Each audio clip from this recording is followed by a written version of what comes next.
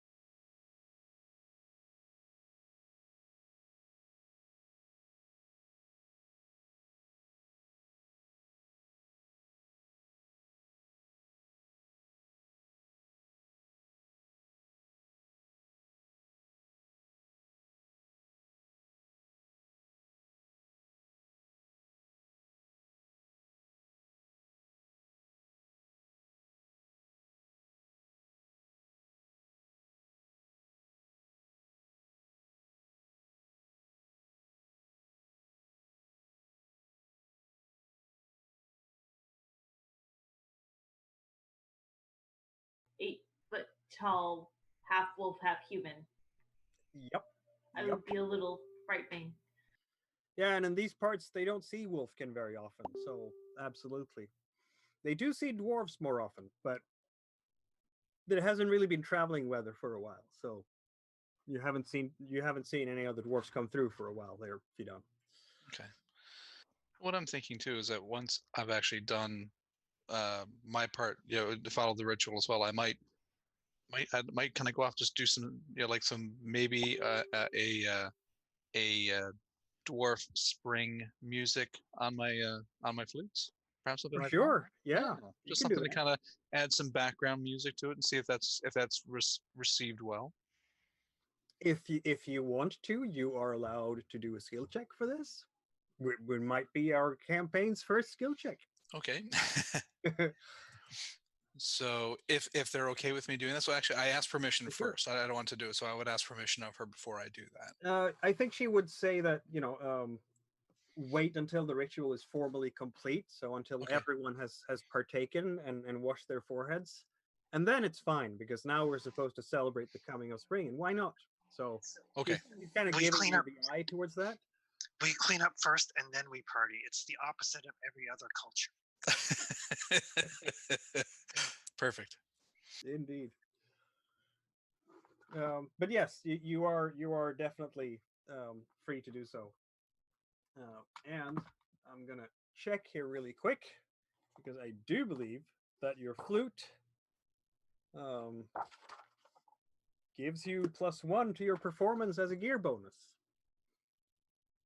Oh, that's cool. So when you do the skill check, include the for the skill there is a table in Roll20 where you can add gear +1. Okay, perfect. Since it's the first time we're trying these sheets out.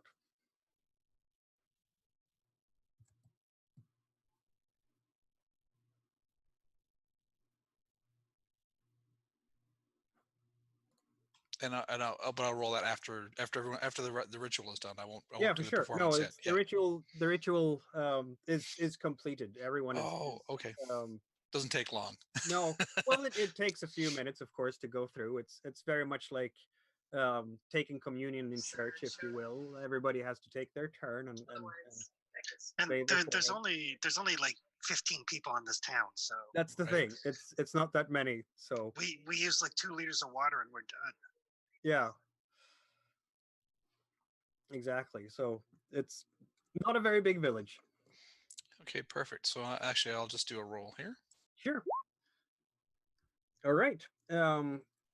And because more successes is not going to give you any particular advantage in this, you will not be able to push this roll.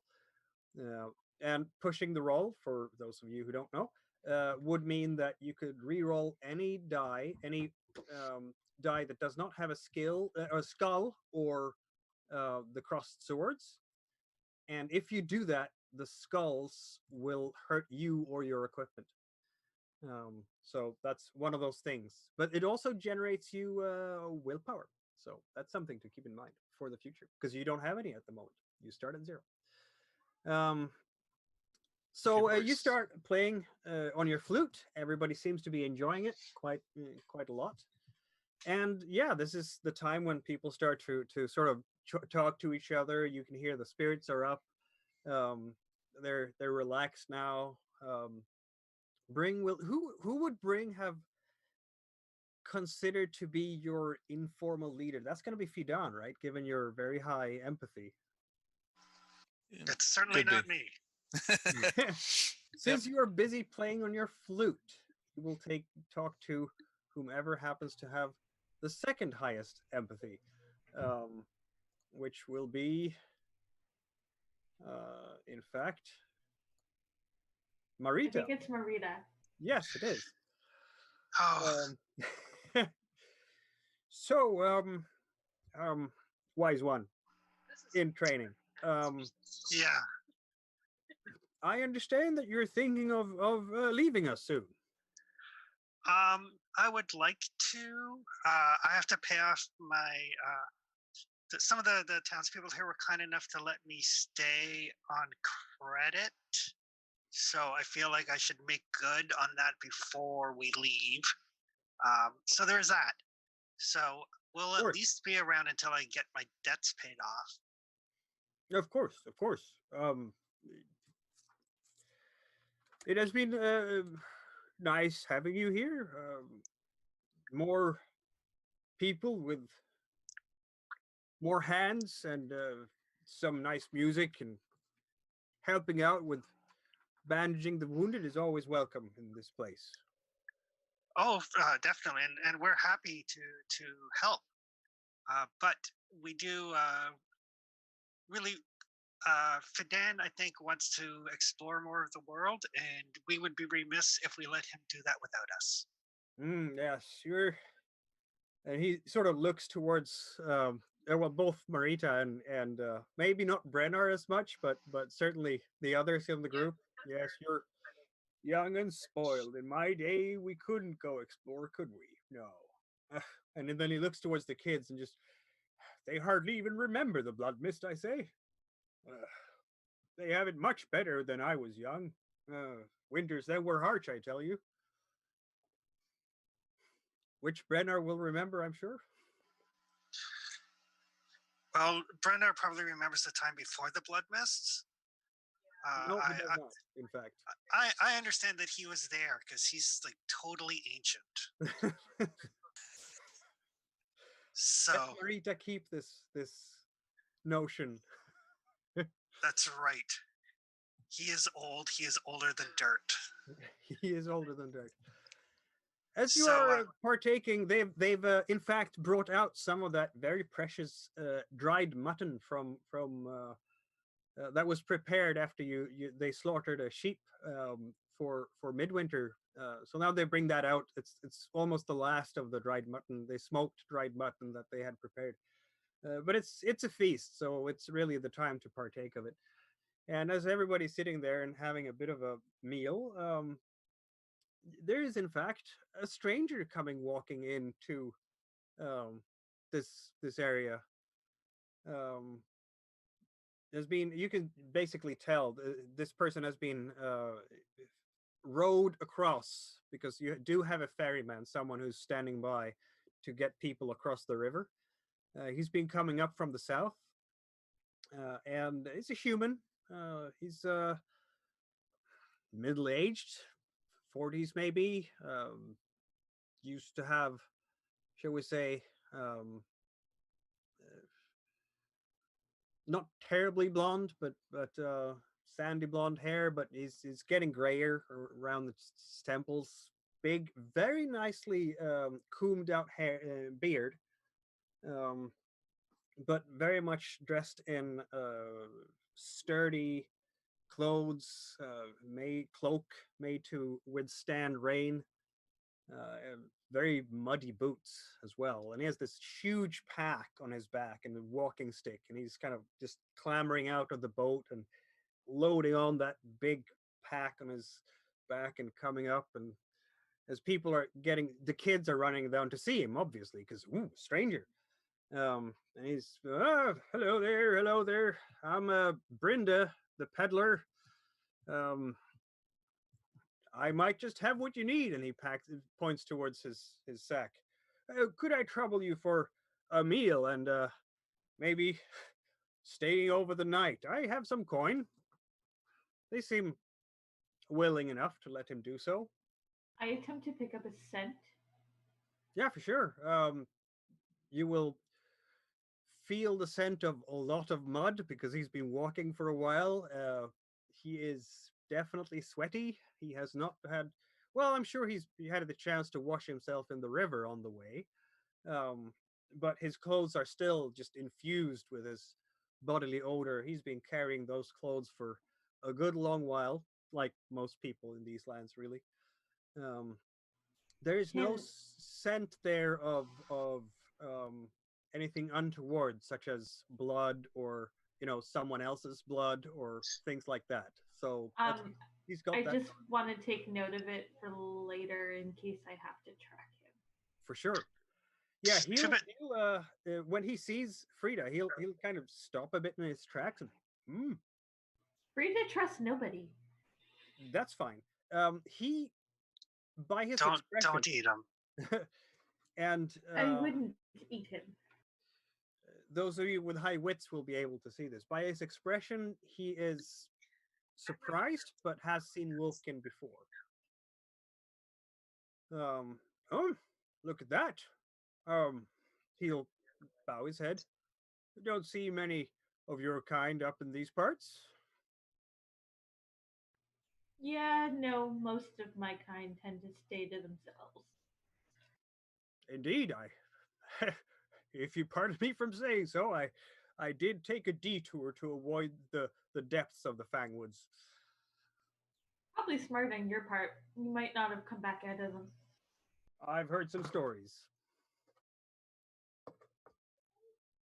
I had to, if you will, navigate between places. Not too close to Fangwood, and not too close to Grindbone either.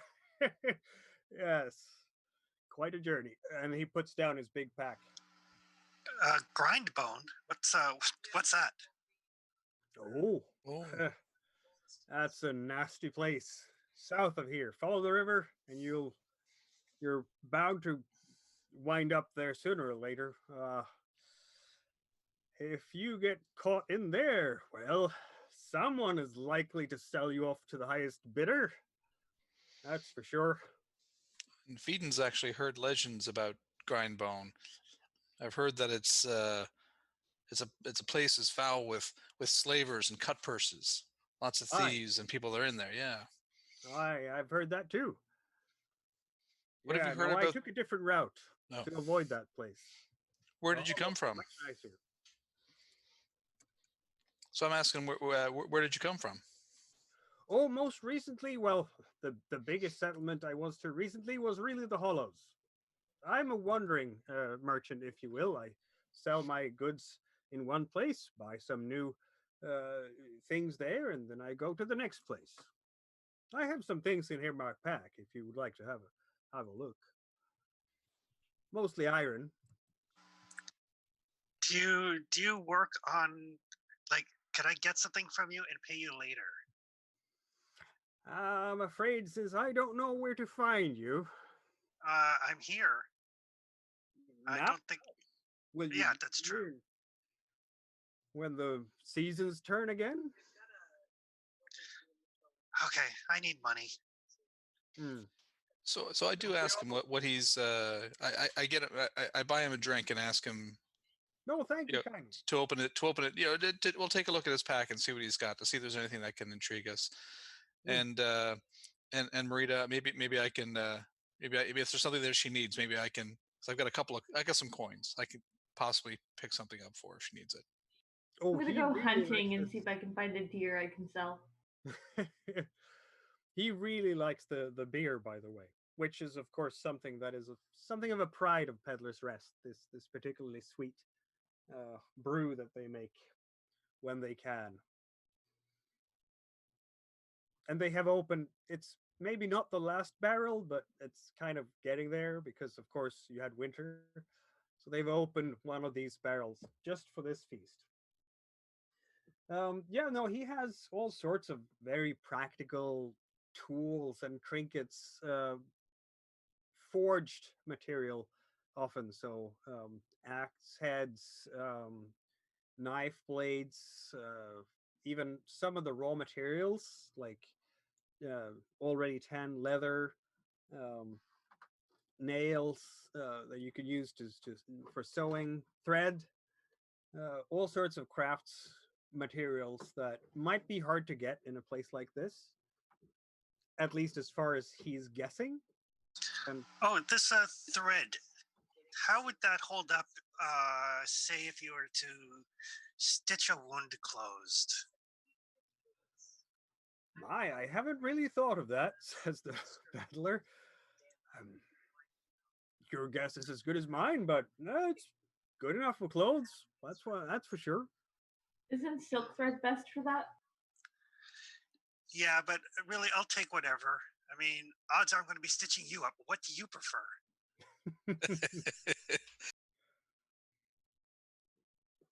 Well, I'll let you have that for Something that doesn't itch on the way out. exactly. I'll let you have that for a copper. Okay, I'll actually buy that. I'll buy that for Marita. I'm kind of, yeah, because I like the idea of her being able to patch me up too. So I'm gonna be generous and say that for Marita, if you're using this sort of needle and thread technique to stitch wounds, bleeding wounds together, I'll give you +1 gear dice for that particular roll. Cool. I will write it down with my bandages. Indeed. and Mikhail, just curious, how many copper is in a silver? 10. 10. It's Okay, great, thanks. very straightforward. 10, 10, 10. Yeah, so he's basically, and others are coming up there. There are people, because you don't really have a forge here. So most of the steel and iron tools that the locals might want to have, you'll even hear a comment from someone that they're a bit weirded out that they haven't seen any dwarfs come through yet from the mountains out west. Um, so they are eager to buy from this peddler for sure. He's So doing normally fairly good. they would have had dwarves come through by now. That's what they say. Yeah. That's interesting.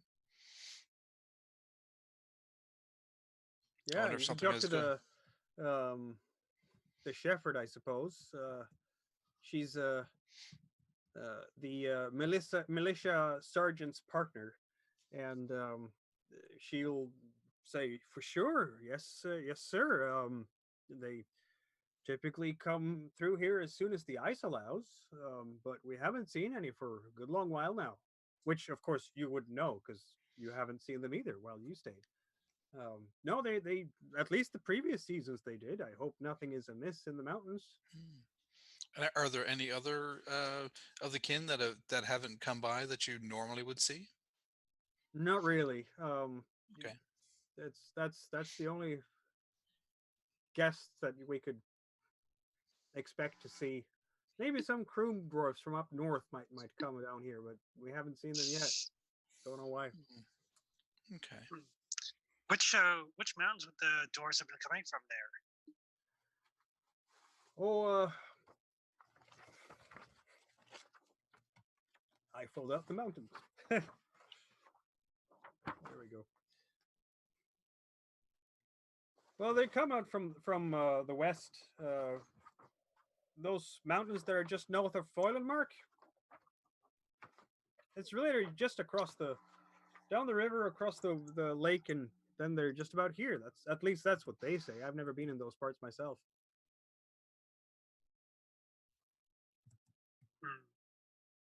Maybe they're just delayed. Could be. There are many strange things happening around here, and in these lands. At this point, the peddler will in fact chime in. Oh, for sure. I heard just as I was walking up here. The Rust brothers are very happy these days, which makes me a little bit nervous, to be honest. Apparently, their prophet Zutera is gathering a great following. They always talk about how this prophet will protect them from demons, but it seems like he has them really up in a or it. I don't know, never seen the thing. Um, has them really up in arms and they're talking a lot about claiming back their heritage in the east and things like that. I'm worried they'll maybe start rattling their swords again. That's why I came up here north. It's far from them.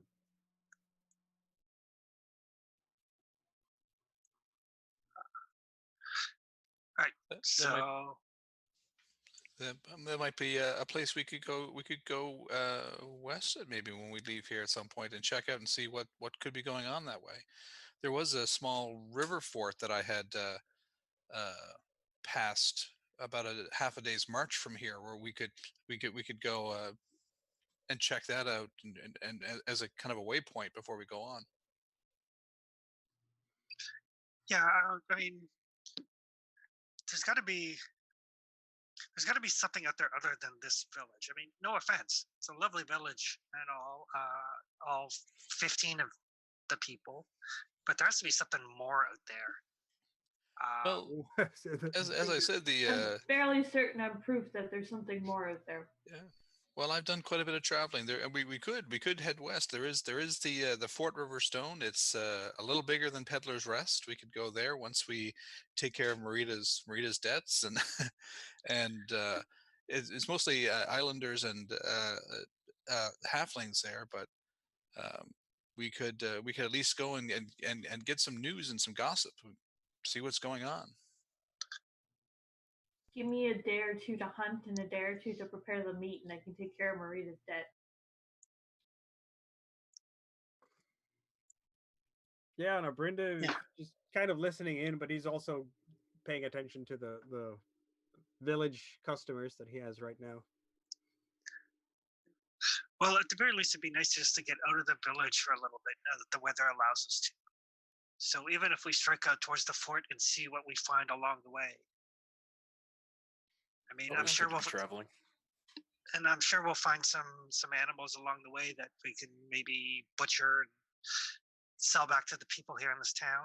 I mean, repay them for their kindness, uh, and not at all try to make some coin out of it. And how much do we have an idea what the debts are that you have for there, Marita? I don't think it's any more than like a couple of silver, Sounds reasonable. but I haven't kept really accurate track. Well, So I'm itching to be traveling.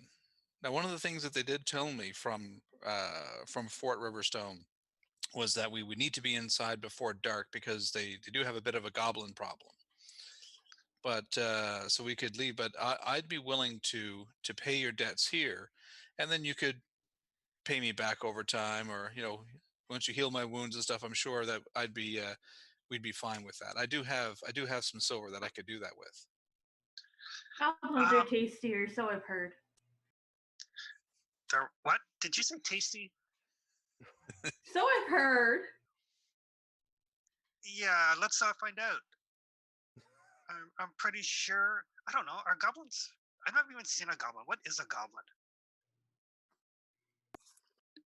Small little humanoid thing. I've seen them in my travels. Oh, so And a bit of like a pest, says Brenda. so like a halfling. But less hairier and more ugly. And more thieving. Well, let's not go, saying thieving is a bad thing. But we don't eat halflings, so we shouldn't eat goblins either. I never said I've eaten one. I said so I've heard. I've been told. Whiners Sure. are supposed to be have good healing properties, at least, says Brenda. Whiners, not goblins.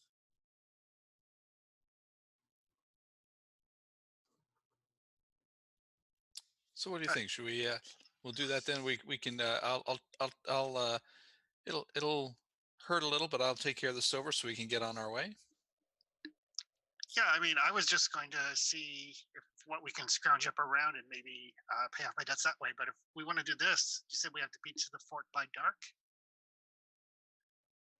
So if you can point me in a direction, I can probably find a safe path that way.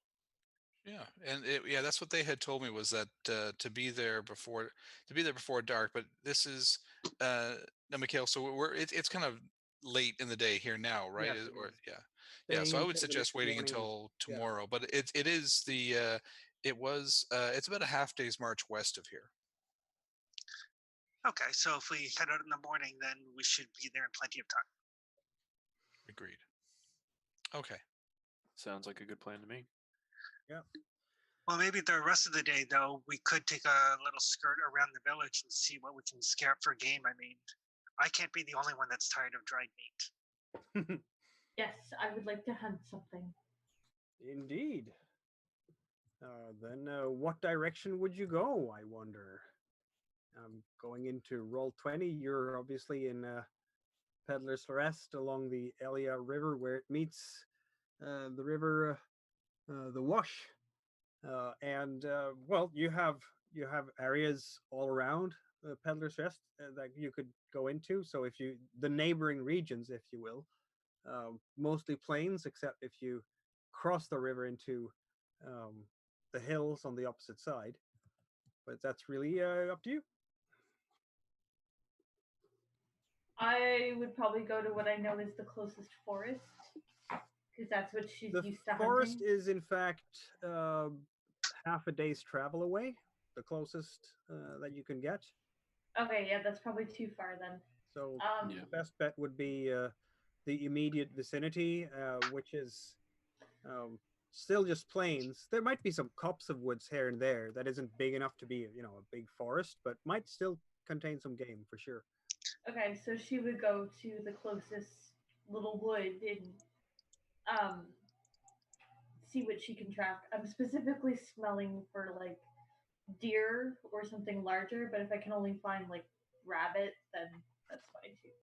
And that allows us to go into one of the interesting parts of Forbidden Lands mechanically, and that is journeys. You will now enter a hexagon on the Forbidden Lands map that you have not been in yet, because you haven't been in anyone except Peddler's Rest. And doing so requires, because you're not going to hike this time, you're going to go there to hunt. Um, you will need someone to lead the way and someone to do the hunting. Okay. I have the Pathfinder talent. Yep. So You want to that's come hunting? So if I lead you the come way, in. I get +1. Yep. So let's Brenner, you want see. to come and forage while I hunt and Marita tracks? Oh Is yeah, it- if you could find me like some healing herbs. Is it You'll have possible? to choose if you're going to hunt or forage, because this will take all afternoon, basically. Well, it's not going to take all of it. It's going to take half a quarter day because you're that close to the village. Though a hunt, I believe, does take a full quarter day because of the activity. So I'm sorry. Yes, it does. But several people can. So if Right, but if guys I'm doing the hunting, hunt- can Brenner forage? Can we... yes, then Brenner can forage. Absolutely, yes. Okay, yeah, I can go foraging for you, Marita. I got no problems with that. Will someone be keeping watch during this time in case you run into something unpleasant? I can do that because All I'm right. kind of useless to do anything else. Exactly. You All keep right, our let's, spirits up. Yeah, Exactly. let's have. But I then, won't scare No away any music while game. I'm hunting. Yeah, no, I won't scare any game. No music. Are you? Thanks for reminding me. Which hex will you be going into? If one is in the north. Yeah, probably just the one right above us. All right, that works for me. I'll move the token. Of course, you could have moved the token too, because I have given control to you. So, indeed, you are out. I'm going to do this one, maybe. Woodland campsite is close enough. How about lead the way roll? That is survival plus the Pathfinder bonus to your skill. So is that a like +1 to a die or +1 dice? It's +1 skill die. Okay.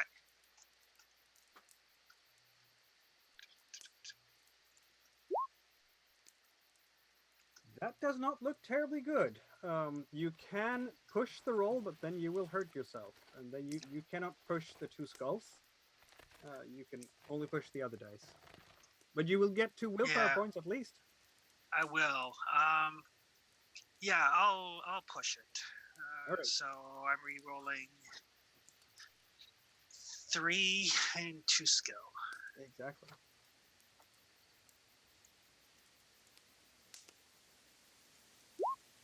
There we go. 3 Oof. successes. Excellent. That gains you 2 willpower points as when you're moving into this unfamiliar territory, you're getting really frustrated by this whole exercise, kind of thrown around by the landmarks. We're just not enough landmarks for you. You get a bit confused by it, but eventually you will manage to There get used everyone. to be trees here. What the heck? Exactly. And that also means that you now have only 3 dice for wits until you have taken a rest and recuperated Yep. that damage. But you do manage to avoid any mishaps on the way. And then I will, in fact, ask Fidan to keep watch, which is done by rolling scouting. Okay.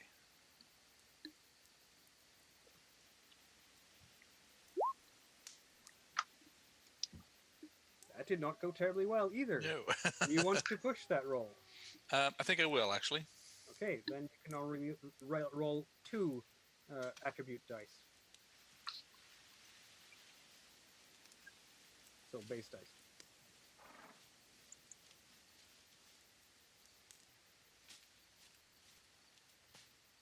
Actually, if I press that push button, it doesn't do anything. Is that correct? Okay, just roll two base dice. That we know what's happening. Eh? Oh dear. Yeah, that didn't turn out too well. Nope. Since you don't have any willpower points at the start, you can't push any further, even though you do have true grit as a dwarf. You have taken 2 points of damage to your wits, meaning that. Well, how would you interpret that? How is Fidan sort of getting confused and his mental faculties are being impaired somehow? I think he's probably frustrated. I mean, he's probably trying to be on guard, but maybe distracted. Keeps getting distracted by things. It's been a while down in the village, so now that I'm out, I kind of find my mind wandering. It's like, oh wait, I'm supposed to be on guard. Oh, but look, that's I haven't seen that bird before. I think that's probably more like a frustration at himself, and maybe just a difficulty, if that sounds fair, to be to kind of focus. Yeah, for sure, absolutely. Okay. And that means that you also now have gained 2 willpower points. That's an adrenaline spike that occurs as you get annoyed and frustrated by these unfamiliar lands. Okay. And I'm gonna do a check for myself here. Just focus. Stop looking at the birds. Stop feeling the dirt with your toes. Okay. Pay Sorry. attention. It's been so long since I've been stuck in that village. Luckily, this time, nothing particularly untowards is happening to you, even though Fidan has completely bungled his task of keeping watch. Had there been an ambush or something like that waiting for you, they would have been upon you before you would have known it. You would have walked into it. That's the effect of failing on a scout roll. Would have been my shame. Yep, indeed. It's okay. We won't hold it against you. Let's have some hunting and foraging rolls then from Frida and Brennar. To hunt, that is again a survival check. Okay, can I use my hunting instinct to try and find an animal to mark? Or do I have to make the survival check first? You'll have to make the survival check. The hunting instinct doesn't quite work like that. It's about tracking one specific. Cray? Yeah, exactly. Okay. And then you have to spend that willpower point to do it. And since you don't have any willpower points at this moment. But maybe you'll get some, like your friends in the group.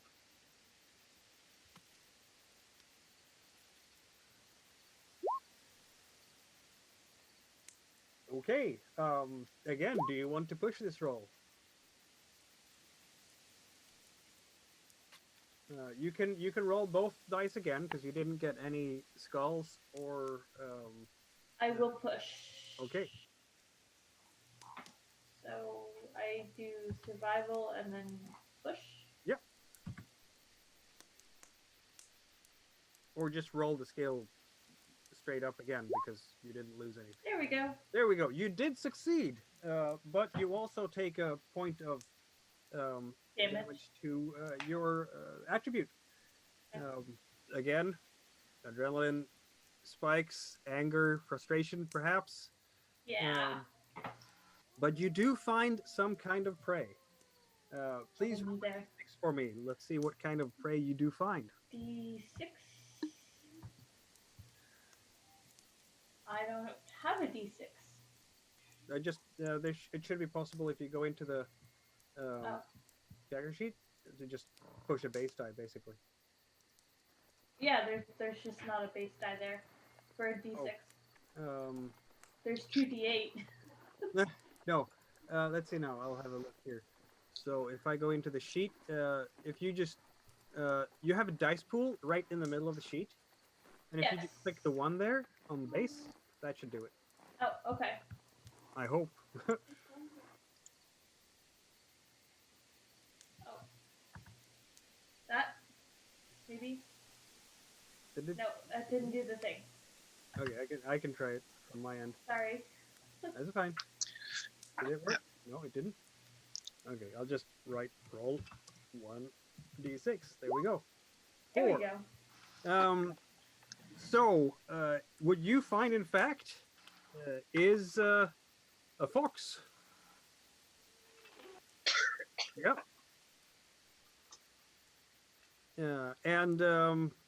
Yeah, do you have... you don't happen to... Have you borrowed maybe a bow or something from the village? They will certainly let you borrow one if you want.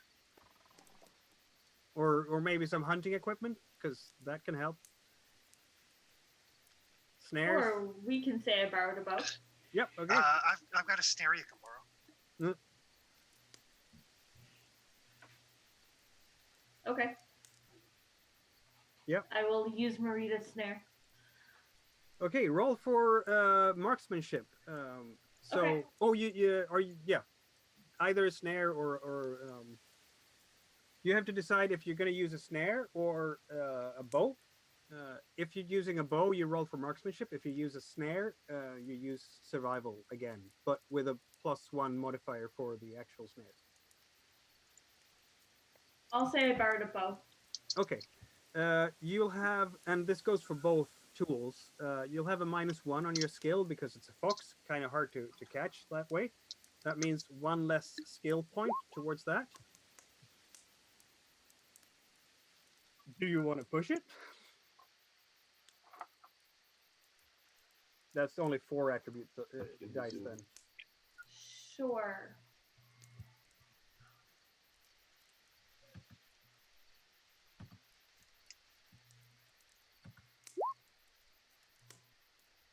That didn't go well. It didn't. Okay. I'm not good with the bow. You will miss the fox for sure. You take, since technically you rolled 5 dice instead of 4, I'm going to be nice and say that you take 2 points, unless you want to take the full 3 points of damage to your agility. You get 3 willpower for all 3 points, so that's a thing. And you will need to rest quite a bit when you get back to Peddler's Rest. Can I just grab it and snap its neck somehow? It's a bit faster than you.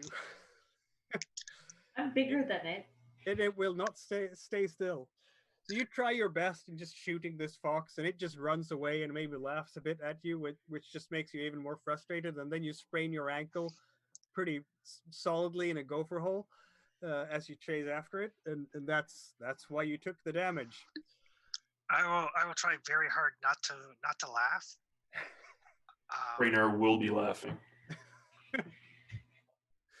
Well, we'll see how long he will be laughing. Let's see. I'm gonna crush the next fox I find. Yeah, I'm sure you will. So you decide if you want to have 2 points of damage to your agility or 3. If you take the 3, you get as many willpower points as you take damage, and you'll be able to rest when you get back to Peddler's Rest. So each quarter day you spend resting, you heal 1 damage track. Since Frida now has 2 damage tracks with damage, she will need 2 quarter days to heal up both of them. Okay. Brennar, let's see if you can find something foraging. That is survival as well, but with a -1 for spring because the growing season hasn't really started yet. All right. All right. So I've got Herbalist 2. That So gives you +1 for being a herbalist, so Yep. +/-1. so net. Yeah, Okay. that So survival, correct? indeed.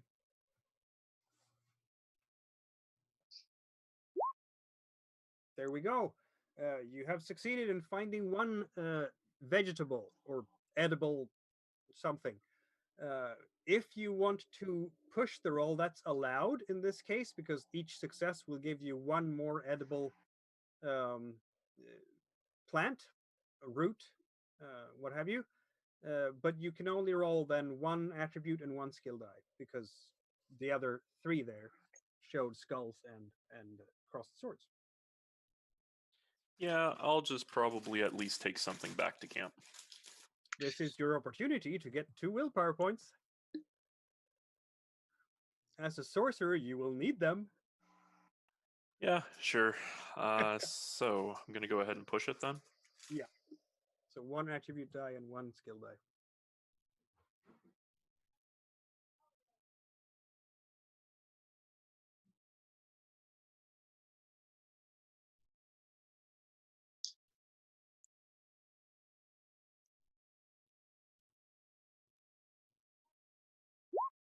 There we go. Okay, you have in fact found 2 edible roots, enough for 2 meals, basically.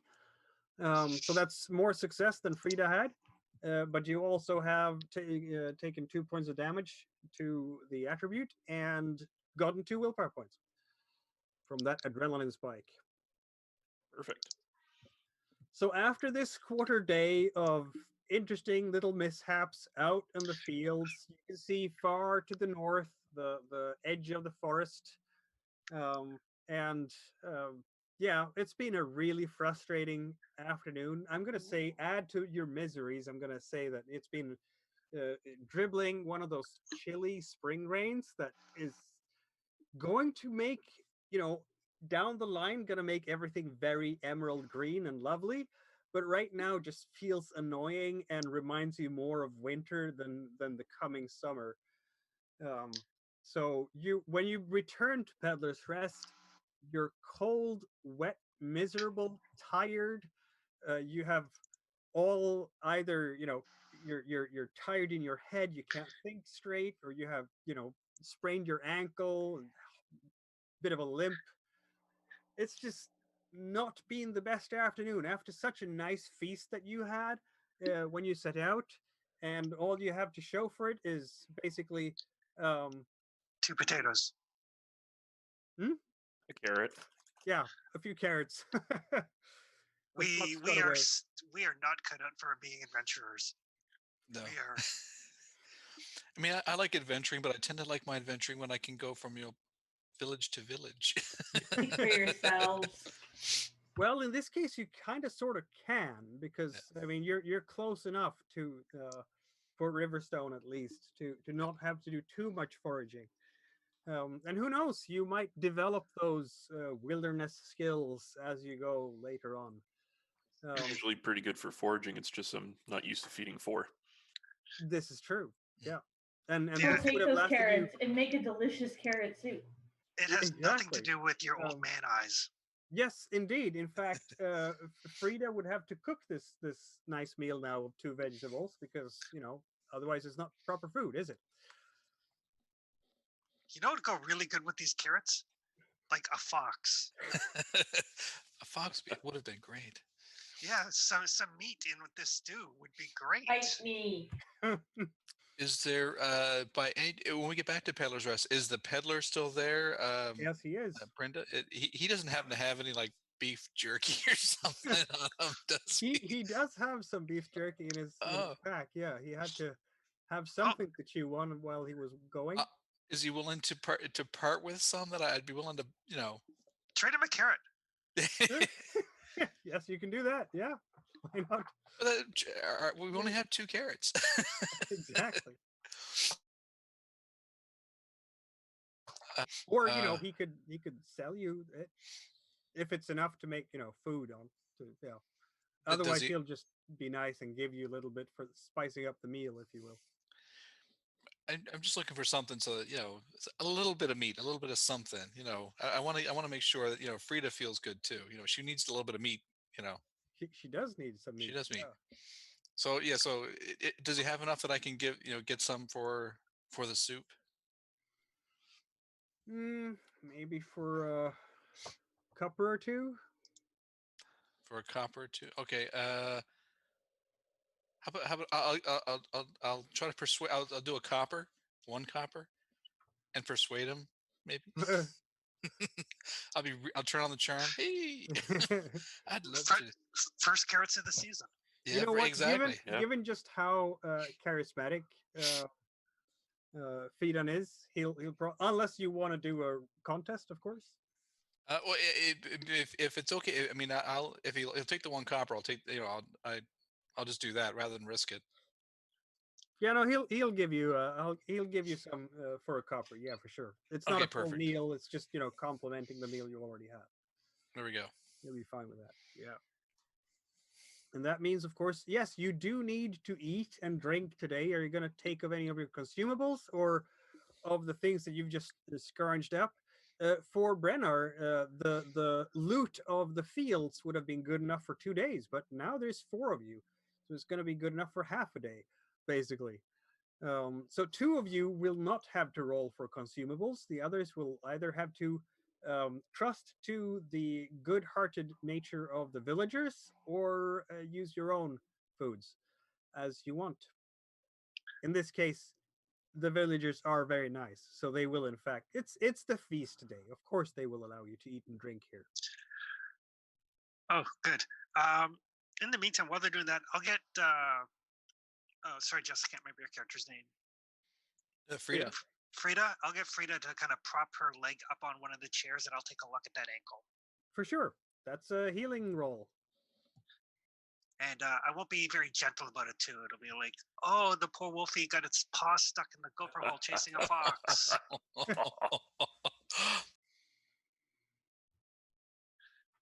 Healing. Roll for healing. Images. There we go. That was excellent. In fact, she heals everything. So yeah, so your- I'll set it and splint it and wrap some bandages around it. Yeah, Tell her to stay off it as best she can for a little bit. that's going to be a great relief, and she's going to be just fine. She can now walk pretty much unimpeded. You have set a very nice bandage there. Excellent. So that's totally worth like an extra serving of the meat part of the stew, right? Of course. As you are enjoying and partaking, it's getting late now. The sun is coming down, but there is in fact another boat coming up to Peddler's Rest. This time, it has in fact sails. One sail, I should say. Ooh, So more fancy. strangers are arriving just before nightfall.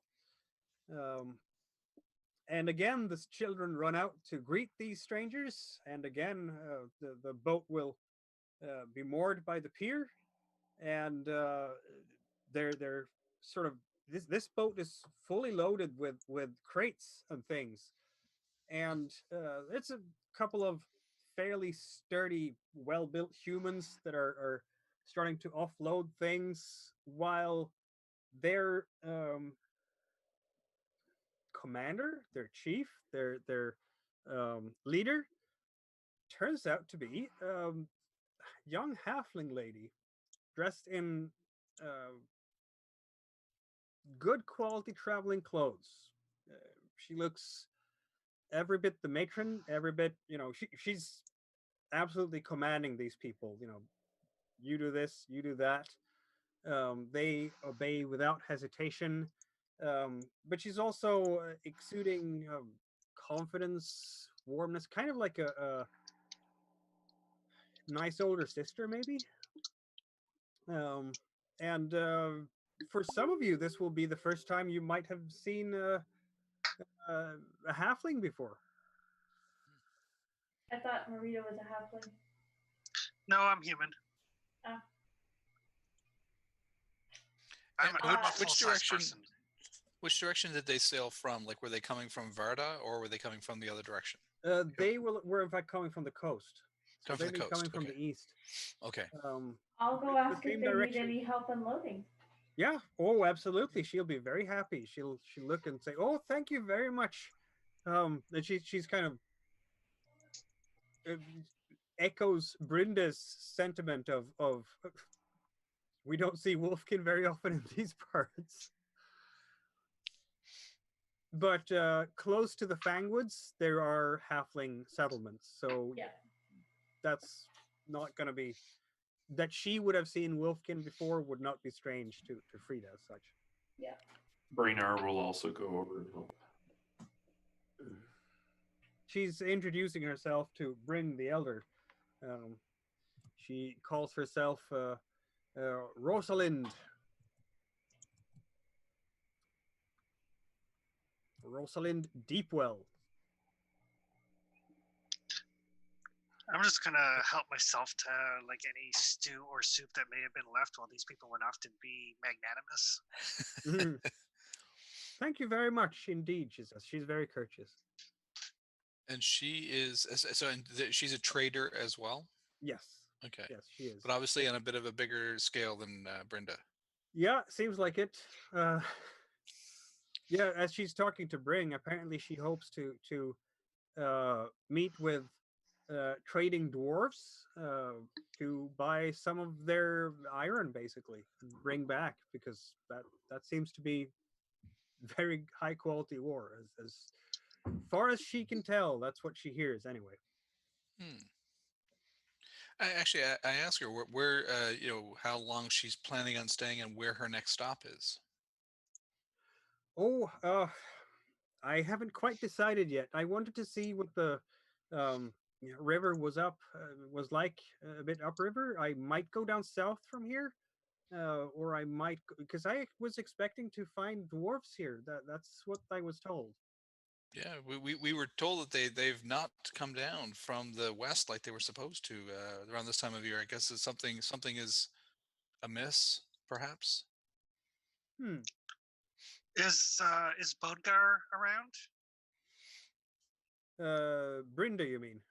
No, Bodgar, the dwarf that looks for the he runs like a trading house, merchants, that sort of thing. Bodgar is not, in fact, in Peddler's Rest. Oh, okay then. That'll teach me for reading the World Anvil stuff. I tried to update that properly. Gotcha. For some reason, Okay. it didn't take. I'm going to do that now. Okay. I had originally sketched him to be in Peddler's Rest, and then I changed my mind. Okay. Then yes, it did not update. All right. Then he's not here. All right. That's correct. I wonder if there's a reason why the dwarves, like everybody's expecting them. You know, maybe there is a reason why they're not here. We should go figure that out. Yeah, we should head west and figure out what's going on there. Yeah. After we have some of that delicious stew.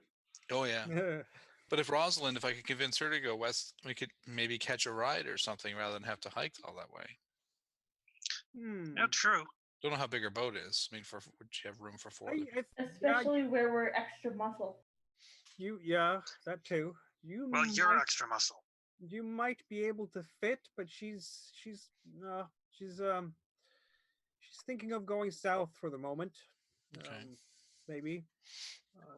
Both ways are upstream, but if there's trouble out west, she'd like to be able to.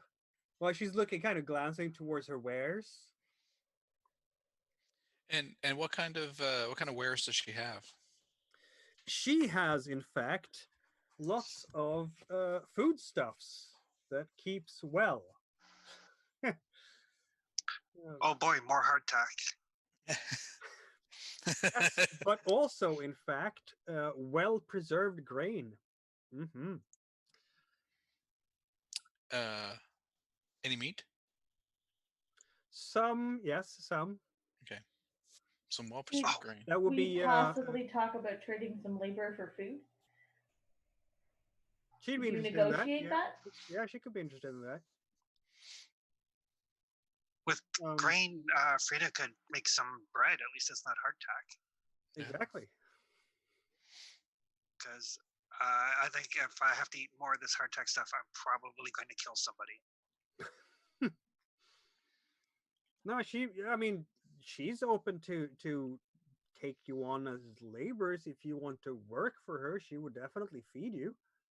Um, but then again, she's might be more interested in going south than west at this point. She's a bit hesitant.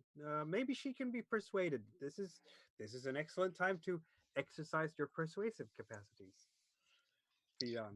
Well, and I'm thinking that I mean because I know a little bit about. Has she been to the fort before? I tell her about the fort, Fort Riverstone. Has she been there? On She's the on not. the No, I have not. This is in oh, fact my first time going this far west. Um, oh this is I'm trying to explore new opportunities for my family. We're traders, and this is really my first large expedition. It's very exciting. well, I mean a half day's march from here, which would certainly be easy on the river. There's the Fort River Stone, and that's it's bigger than Peddler's Rest. It's a military fort. They always have a need for food. An army marches on its stomach, they would probably be good there, and they would probably know some of the other places along the lake, along Varda, where that would be easy sailing along a lake rather than trying to navigate through the river. Mm, roll your manipulation. I like this. This is good. I'm gonna give you a +1 for the argument because I think. Okay. So +1 to your skill for that. Okay. I like it. That's a success. Yeah. She will in fact accept this. Very well. Yes. Okay. That sounds like a reasonable opportunity. I hope there's nothing untowards. I'm not sure I can pack all of you into the boat though, given all my wares. But if you walk beside the boat on the shoreline, um, my uh, two lads here will row, and we do have our sail if we get winds in that direction, and then we can keep within sight of each other anyway. Okay. I think that works out well. And again, uh, uh, like Frida had said, we could then assist and help you, when we get to the fort, unload, and I could perhaps talk to some of the people there and help get more of your wares sold. I think that is a very attractive proposition, sir. I'm very pleased to meet you. Fidan, was it? Yes. Feed on Grill Kill. Yeah. Very good. I'm very Yes. happy to meet you. Yeah, it's a pleasure. It's a pleasure to meet you as well. Have you any interesting stories that you come across on your journey over from the east? Well, I Any have rumors? I have some. Oh, but the village elder will butt in. Let's keep those for tonight when we sit around the fire in my house, shall we? Okay, very good. So, kind of over mouthfuls of stew and whatever else happens to be within easy arm's reach. Uh, Rita is eating basically like a prisoner, like she's hunched right over her plate, almost feral like. But she'll be like, "So, whereabouts east did you come from?" Oh, I've traveled. We managed to get through the marshlands to the east. It was not terribly easy, I'll tell you that. Um, it's there are saurians there, and there were a few one uneasy night to be sure. But we came in through Anger Bay, but we've traveled up the coast all the way from Belifar. So we've been on the road now in the boat now for a lot of days and nights. So you've passed by Tendra then. Indeed, yes. Okay, and then she'll just go back to eating. Yes, no, I hear there are interesting things happening down south. The Asleans are talking a lot about their champion Zertorm. and apparently he's gathering the Aisling riders to resist the Rust brothers in case they would march east. So the Aslines are very excited about that.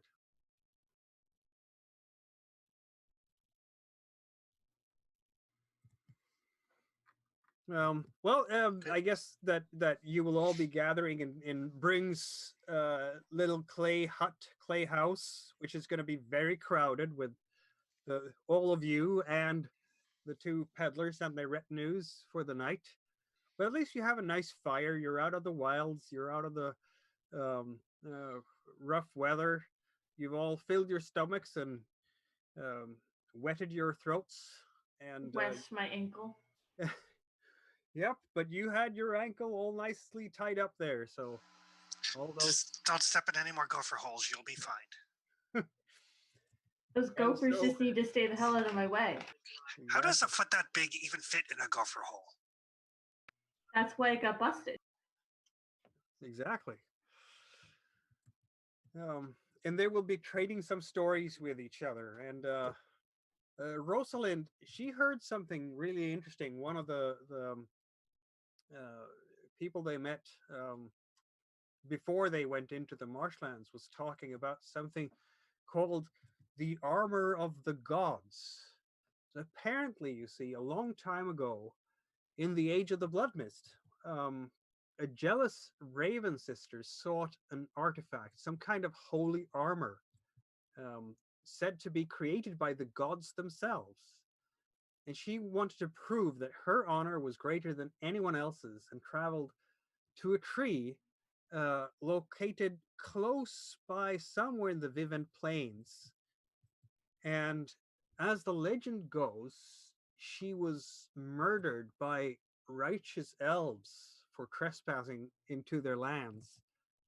And she never found the armor of the gods, so it's still there, they say, and guarded by starved robbers, maybe, who are consumed. They're consumed by greed, and they just refuse to leave. That's the story I heard anyway, coming up from Belifar and Tendra. Well, I don't have anything exciting as that, says Brenda. But I can tell you about the hollows. To avoid both the Fangwoods and Grindbone, I did go through the hollows.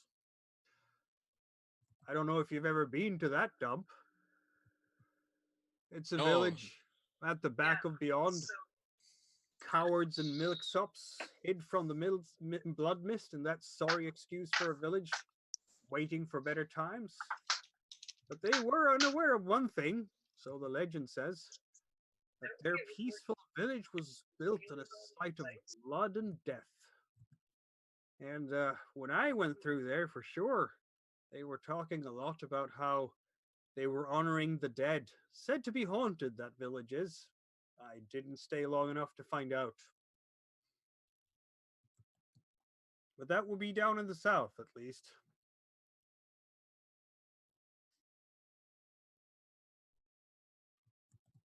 So people hunkering down from the blood mist in a tiny little village built on blood and suffering. They say they honor their dead. They have a very sizable graveyard. I'm not surprised. Not even a little bit. That's south, you say? Yes. And If you travel down by the wash, but instead of going west towards, well, Grindbone and the other places along the river, you go to the mountains just south of the wash. Then you should come upon the village. Yeah, I think it's a good place to avoid. yeah, that's It's The too people close are to nice home enough. for my liking anyway.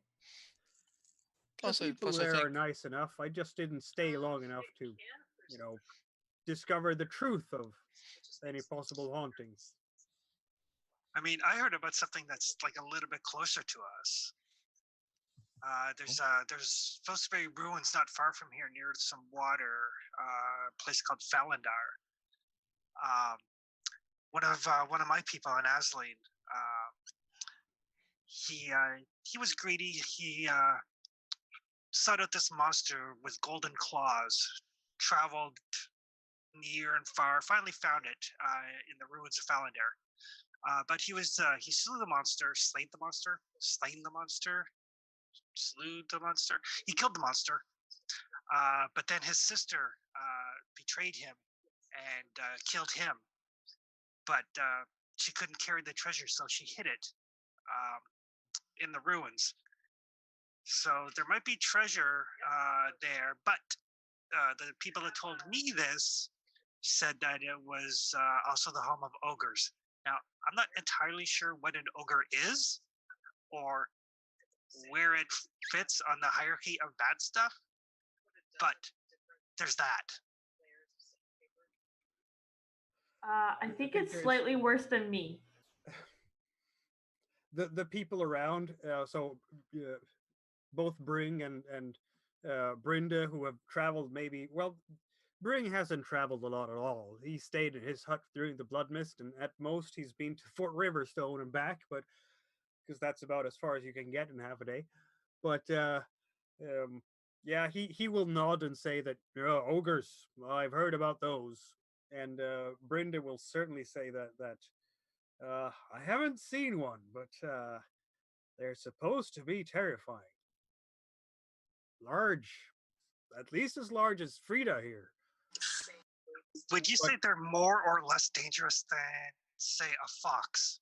And I'll look at Frida blindly. Well, Brynda thinks this is a very strange question to ask, and kind of doesn't follow the joke first. Listen, I miss one fox, and I never hear the bloody end of it. I use bows, okay? I use claws and teeth. We should find somebody to teach you how to use a bow. You should. That would be a good idea.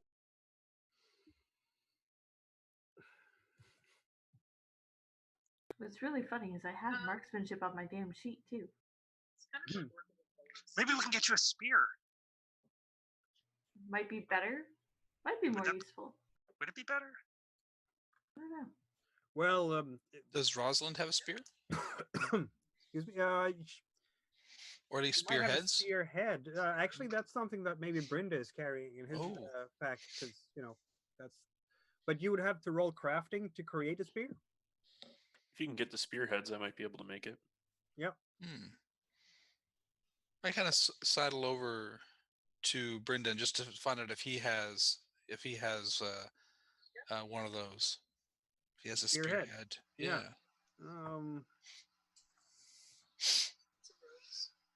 Like a throwing spear, that kind of thing, because that's obviously a ranged weapon. What Frida? What would you be looking for? More like a throwing spear, or? For hunting purposes. What's a throwing spear? What do you use to use that? I believe that's still marksmanship. And yeah, throwing spear would be good. My marksmanship's actually really good. I just rolled really poorly. Yeah. It was the bow's fault. I agree. Let's get me a spear instead. It was too small for my hands. Exactly. Claws got in the way. Throwing spear. Let's see now. He will sell you a spearhead for a piece of silver. Oof. Ooh. Piece of silver. That is, you would know, about a third of the price of the actual final product. But then, it's the essential piece. Right. Hey, you know what else is worth the silver? A really nice fox belt. So, Marina, you're lucky I like you. You know that, right? So if I show this spearhead to Brainard, would he be able to know if it's something that he could craft, to fit onto that, or at least have an idea, like I could possibly do that? Any crafting roll, yeah. Yeah. Okay. Then I'm glad I kept some money. But I will do that. I'll grab that because I think I'd rather have my belly full. I can't eat the silver.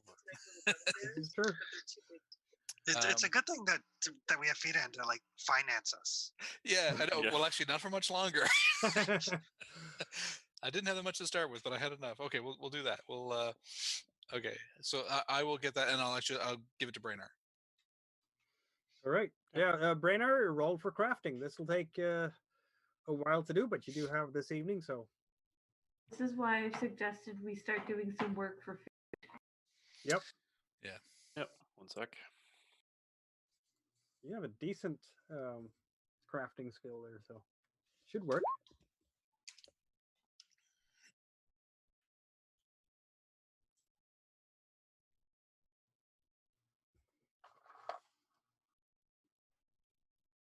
There we go. This is crafting completed. You now have a throwing spear. Come And- back with the throwing spear made. Yep, And I'll add it to my inventory. exactly. Just like when you were a Stats for kid. that? I would think you probably need the stats for that. Or do you have Yes, those available? please. Okay. Throwing spear. That's a ranged weapon. And it gives you +2 bonus, in fact. So the max, when you're looking at your sheets, it's the max that they start with. And if you damage your weapons during using them, your bonus will go down. So it's good to know what the max was. So the max for a throwing spear is 2, and it's right now it has a +2. But if it gets damaged during a fight, for instance, it might go down to +1. So then you know how far up it can go.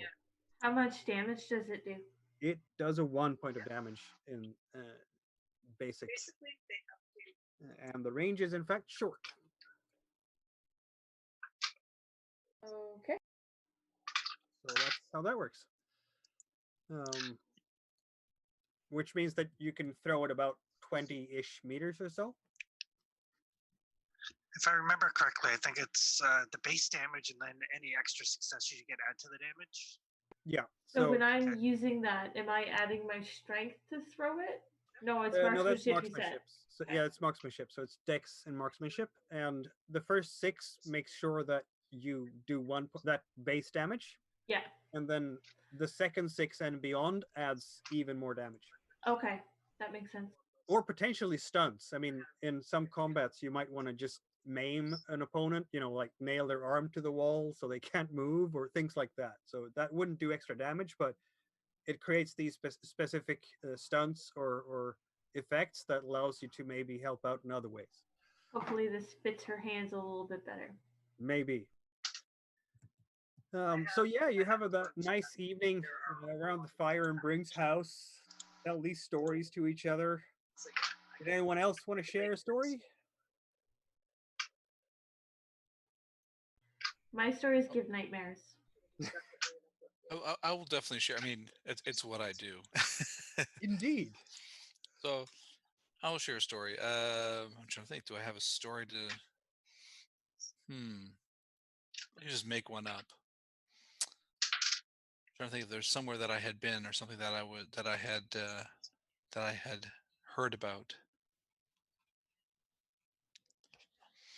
I share some stories, some kind of general stories about my travels. I mean, I've been because I've been traveling for quite a bit. I tell tales of the people that I've met and the good food that I've eaten at other places, with the non-stew food that I've had. And the you being a minstrel, of course, you're going to captivate an audience pretty soon, and the whatever children that might have been able to snuck into this, because of course they're strangers, we want to hear stories from afar, they will be absolutely hanging on your every word as you bring out the eloquence like no one else in this group can. You find the words to describe radiant sunshine, amazing sunsets, horrifying monsters lurking in the woods that make everybody jump a bit when you do that jump scare thing. Exactly. And I think at this point too, I'll probably even like, sneak my Bowerin out, you know, and just have like a little bit of background music with a little little drum going a little Yeah, bit, exactly. you know. There will in fact be a crowd sort of outside listening to you.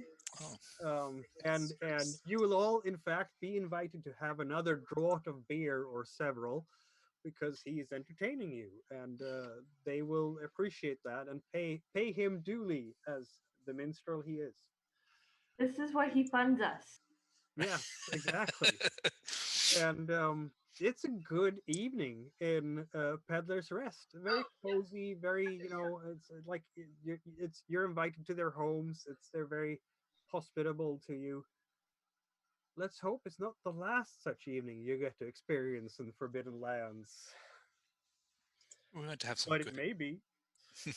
Um, so to make a long story short, you have a nice good night sleeping in Bring's clay hut for the last time. You now heal up any damages on one damage track that you might have taken. In fact, in two damage tracks because it's long enough time before the next morning. So you're nice and freshly rested. I have a question for those of us that are suffering some confusion Yep. damage. Does Fidan's performance help us get rid of any extra? Well, I mean, for the purpose of the mechanics, I'm not sure. I'll improvise something. If he rolls a good performance, I can give you an empathy point back.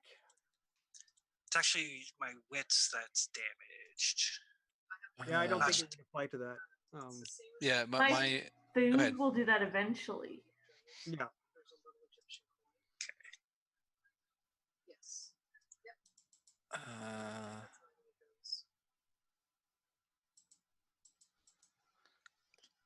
Is there something specific that you needed to have? So you needed your wits, and that won't be healed up through your through rest.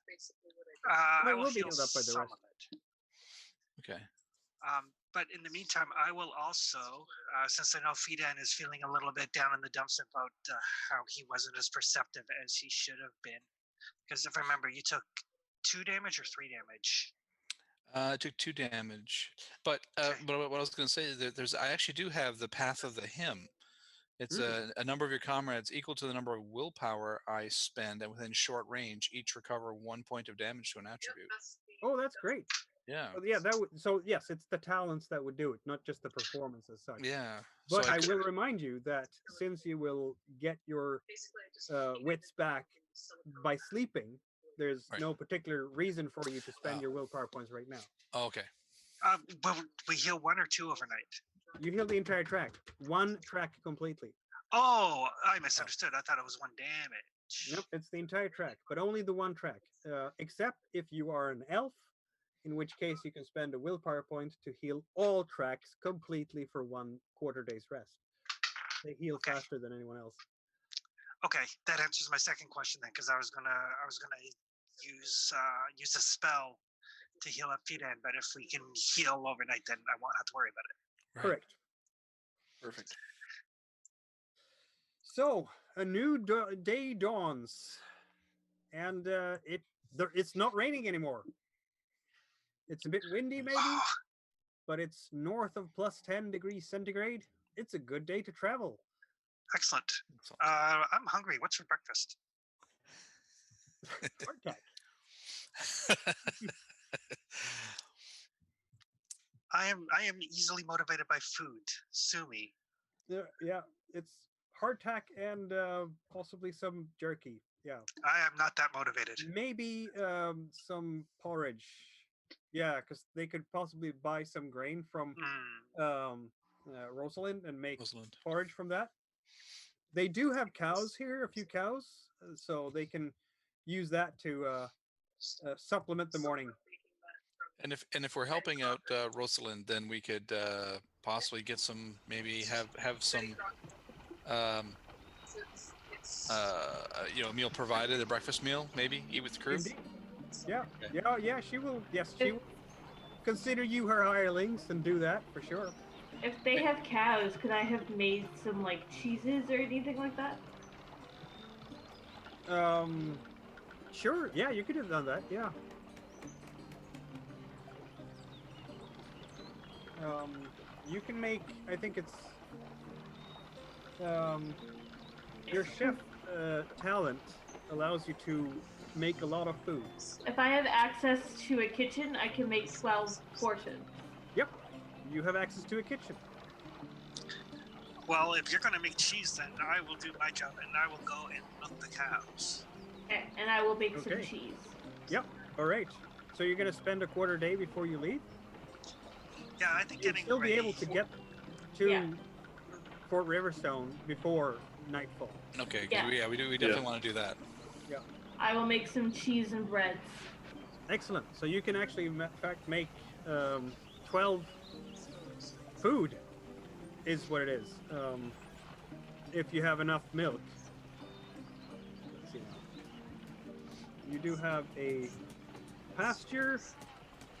This is, in fact, what you can do when you get your own stronghold one day. You can build these things for your stronghold, like have your own cows and things like that. So there is, in fact, an in-game economy in this game, which is very nice. So I just add the 12 food to my sheet. Yep. Exactly. That's provided that you're taking milk from every cow. But I suppose the villagers will allow you to do that to thank you for, as a hospitable parting gift. They will allow you to do that, which means that you have 12 food. That's going to be enough for you to eat for 3 days in this group. Well, I had 8 before that, so it gives me up to 20. So you had your D8, which is a different thing. And I told me to roll when I built my sheet, and I got an 8. No, that's not how it works. So, how it works is you have a consumable die. So when you're out in the wild, instead of keeping track of every meal, you roll a D8, and if you roll a 1 or a 2, you have less food, and now you have a D6 food. Oh, A 1 or okay. 2 on that, you're out of food. So that's a way to have slightly less micromanagement of food, but then you can Okay. fill up by hunting and foraging and doing just this. So now you have 12 units of food before you get to your own consumables. So you already have, you're not going to starve today or tomorrow because you have those consumables. Okay. But in, a week from now, who knows? So Okay. it's not a bad thing to bring that fresh cheese and all those things and eat those things first, for sure. We're just super tired of hardtack. Yes, for sure. Fresh cheese and bread will make people happy, Yep. Yes. except for the fox. Except for the fox. Rosalind will show herself to be slightly bit impatient with this delay, but she's trying to do business with the villagers while you're doing this, so she'll not be too impatient, and she's never impolite. And she's selling off some grain to the villagers because, of course, they don't have quite enough, and it hasn't really been growing season for a while. They're starting to sort of prepare the fields to starting to sow their fields, but they're very happy to get some halfling grain from down south so they can actually make some fresh bread soon. So she's doing good business with them while you're busy with your things. And so comes noon, which means that you can drink for free in the village. There's a well. Nobody's going to question if you take, your day's need of water from the well. And of those 12 units of food, you're going to eat 4 right now. So you have now 8 left. But that means that you don't have to eat any more food for the rest of the day. You're going to stave off your hunger.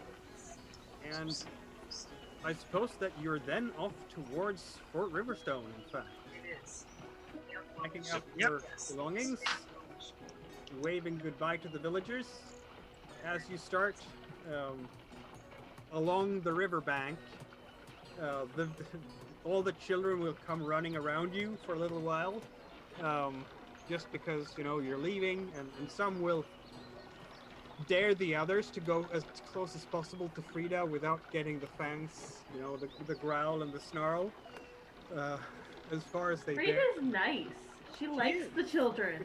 But she's also she was also a big wolfkin, and for them, I mean, yes, on one There, side, there might be one or two that were brave enough to talk to her that she's gotten friendly with. yeah, Just don't show your fangs when you smile. I can't help it. It's not Like- something I can control. Smile with your mouth closed. Muzzles kind of prevent that. and so going into roll 20, we will move your token one step towards the west, as Marita will again lead the way. Who is taking watch this time? Keeping watch. Maybe not me. I'll keep watch this time. Fair enough. Scouting roll. Ooh, we are lost. We are so very lost. No, you're not.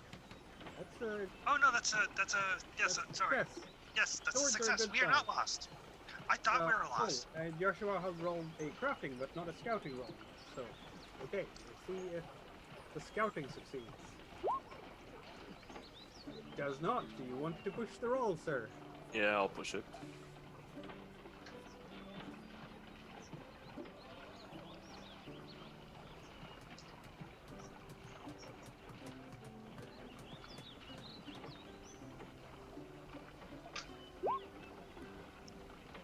Alright. So, Just you think of now all that left magical the mill juice town. you were getting. you have left the mill town, and you are now out in the wilds beyond Peddler's Rest. Let's see what happens with the scouting roll. That didn't go well. You have taken 1 point of damage to your wits, I believe,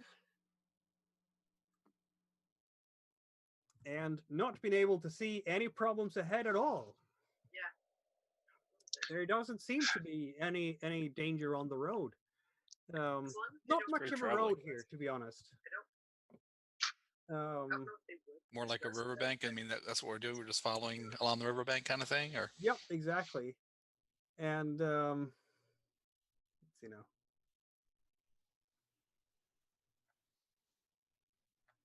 I need to find a good track for walking in the plains.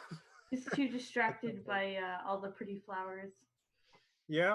But and out in the river, you can see these two large laborers that work for Rosalind, who are um, working really hard on getting the boat to go upstream. So you're keeping pretty much the same pace. When in fact in front of you, you can see this. It's not very far. It's what is it? I mean, these are the plains, so you have a long line of sight. There is in fact a wagon of some kind. It's standing there, and there are people surrounding it. And as you're getting closer, you can hear cries of help. And Frida will be able to pick up the scent of blood coming from that general direction. As soon as I get the scent of blood, Frida will start to growl. Mm-hmm. And you can hear them screaming, "Help! Help!" Danger ahead. well, let's go. I draw my knife and kind of approach. I mean, approach. Obviously, we're warily. Frida's got her long sword out. Yeah. I would like insight checks from you.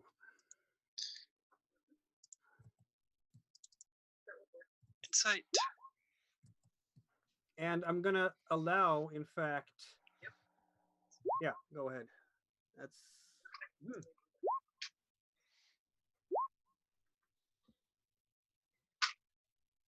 So, Frida, no. Frida, yes. Marita, yes. And Brennar, yes. As you're getting closer to this, and I think Frida is actually the one, but you will, both Brennar and Marita will notice that something is off. I think Marita does so because, well, what you see in front of you.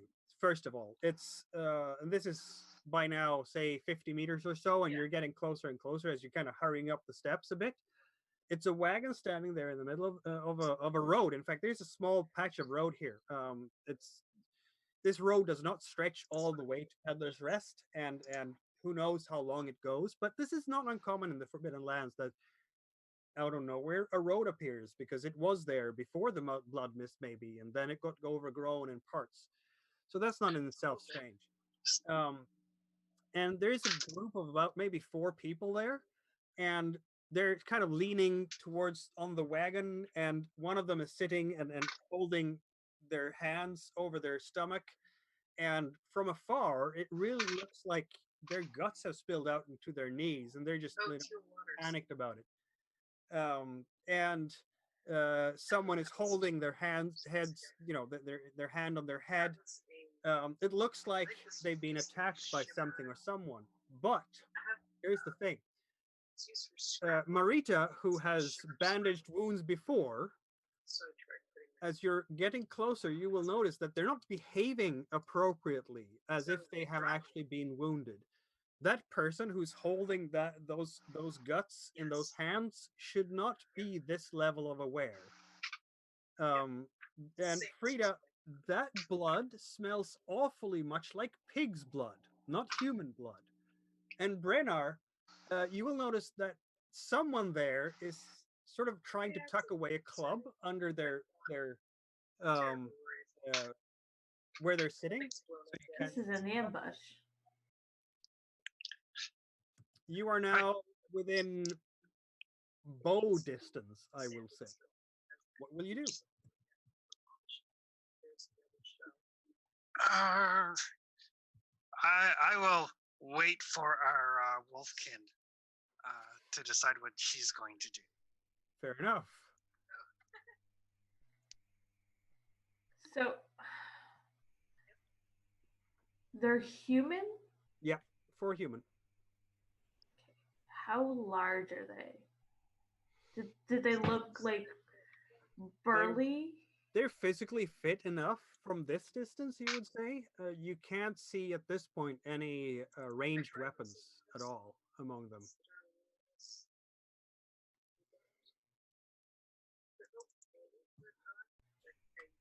The blood smells wrong. This is definitely an ambush of some kind. Well, do we have? They probably spot us if we try to go around. Yeah, we can't go around. We'll have to go through. They've already seen us by now. If we've seen them, they've seen us. Are they any sort of threat to the river? I'm assuming not. No. No. No, they're trying to catch travelers unaware. Yeah. It's a classic, oh, I've been hit, help me, and then they stab you and steal your purse.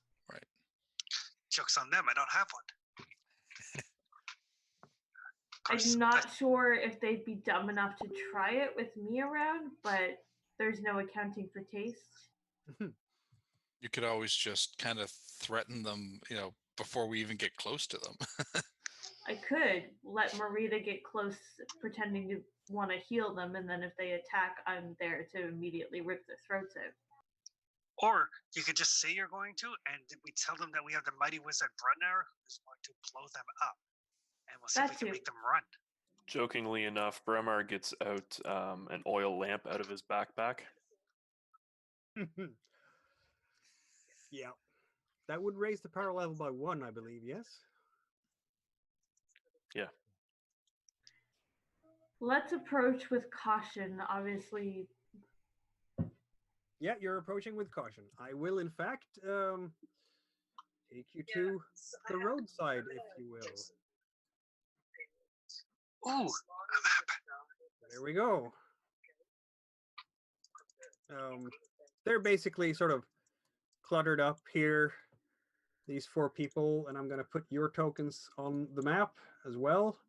Yeah, there we go. Marita. Renar. We have... I don't have Fidan's token here, so he'll just be this one. I don't know why I didn't get that, but we'll fix it for the next time. And we have who am I missing? I am missing Frida, of course. There we go. You can all move your tokens as you see fit. So, because I've given you control over that. And yeah, they are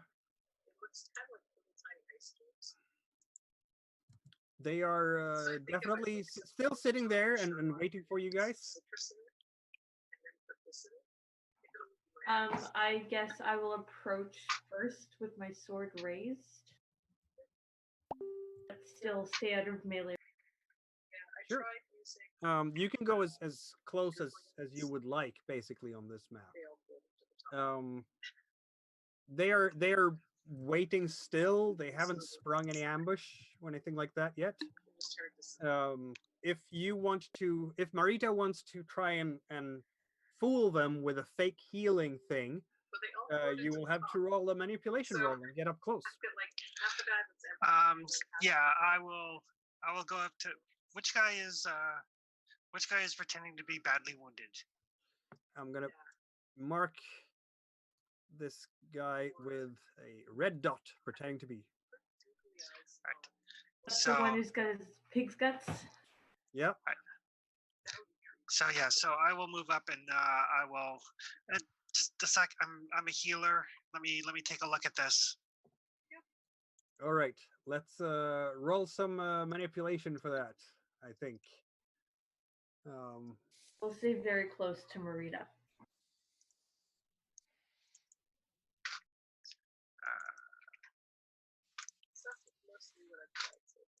Manipulation. All right. I'm gonna roll my insight check here for them. Ooh, 2 successes. I am such a manipulative little soul. So. Yes, indeed. I mean, I'm a healer. Indeed, yes. And you're an unassuming little teenager. Yes. So yeah, so I will get out some probably pocket lint because I don't have any healing herbs, and I'll get out my needle and thread. I'll say this is gonna hurt, but you gotta hold really still. I don't want to accidentally puncture anything important. For some reason the sheet isn't rolling as I would like it to do. Let's see now. Okay. There we go. Okay. No, it's I should have done. Sorry. There we go. And then roll. There we go. Okay. Yeah. No, they have no clue. And I'm just using the stats for another NPC I made here. They have no clue that you're in fact fooling them completely. So since you're all on guard, you can see that as Marita is getting closer, they're getting ready to spring their ambush. And with that, I think it's time to draw some initiative cards. So I'm going to shuffle the deck, and I'm going to deal it to, let's see now, all players, I guess. I'll deal one to Jeremy here. And one to Joshua. And one to Marita. And one to Jessica. And then one to me. There we go. So what is the card now? I have a 2.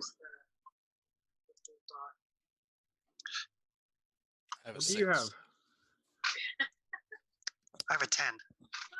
Okay. 4. I've got a 6. Okay, that means that they are in fact first, I believe. Nobody has a faster than a 2, right?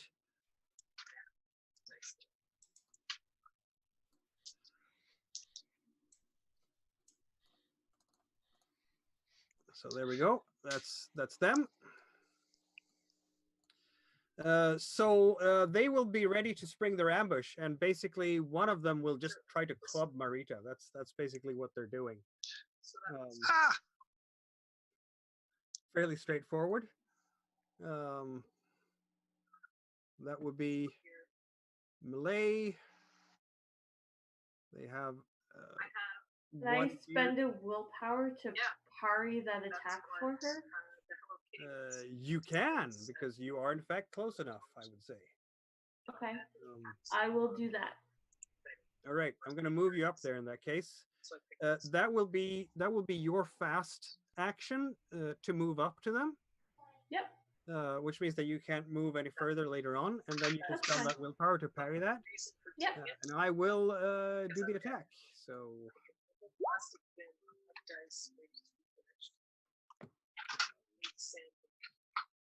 and I don't think you're going to have to, because oh, there we go. I did get a hit. Are you getting a parry? I would like to parry, so how do I do? You do that by rolling your melee skill. So you already have the sword at the ready. You don't have to prepare it. You roll your melee plus your longsword, and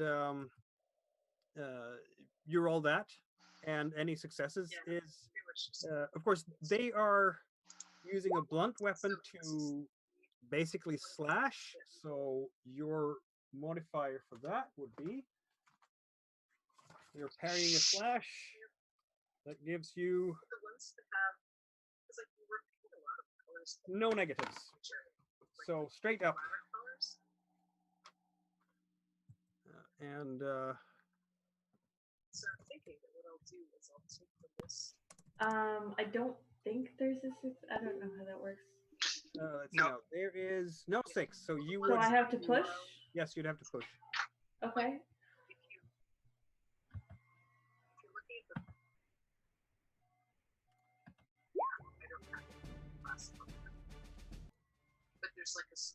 I did a thing. There we go. All right, you do succeed in parrying that attack. The Cool. thug in question brings out the club and swings it at Marito, but faster than lightning, Frida just blocks it with a blade. Of course, there is 3 more thugs, and they will also have a go. And the next one will, of course, then hit Frida, because she's big and scary, and oh my god, 8-foot wolfkin. So I will roll for that too, then. Okay. I guess you'll parry that one too. You do I have will. free parry as well. This is your path of the defender, working out very nicely for you. That is no success. So I'm That's good. it. So I you don't even have to parry that one. Exactly. He just misses. Yep. It just swings at you, but since you're trying to defend Marita, I'm already moving out of the way. exactly. Okay. The other one here will move towards, in fact, Brennar, and this one is moving up here. Not quite close enough to engage yet, but you know what's Feedon gonna do? That's a good question, right? So. Well, I was going to. Yeah, we're not at you yet. Oh, okay, yep. They have fast moved, and they're gonna take a swing. Both of them. So the first attack goes on. Am I close enough to parry Feenan? Can you do per willpower point? Yes. Okay, then you can do that. So yeah, that's the one against Fidan and the one against Brennar. I'm not close enough to Brennar. No, you're not. So let's see now. You don't even have to parry the one against Fidan, because that goes wide, and the other one does hit for potentially an extra point of damage against Brennar. Yeah, it's just not close enough. running right at you. No, you're not close enough to that one. It just whacks you over the shoulder for a good 2 points of damage, because the club does 1 and then an extra 1 for that. So that was a good smack in the face or in the shoulder. And that's their turn. They have now moved and attacked. It is now number 4.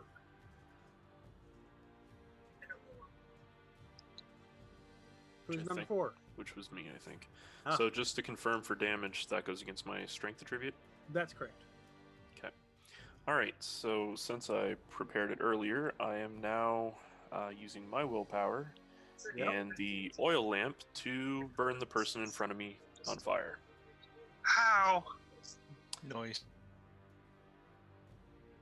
Yep, they have 3 points of strength, so that's really all you need.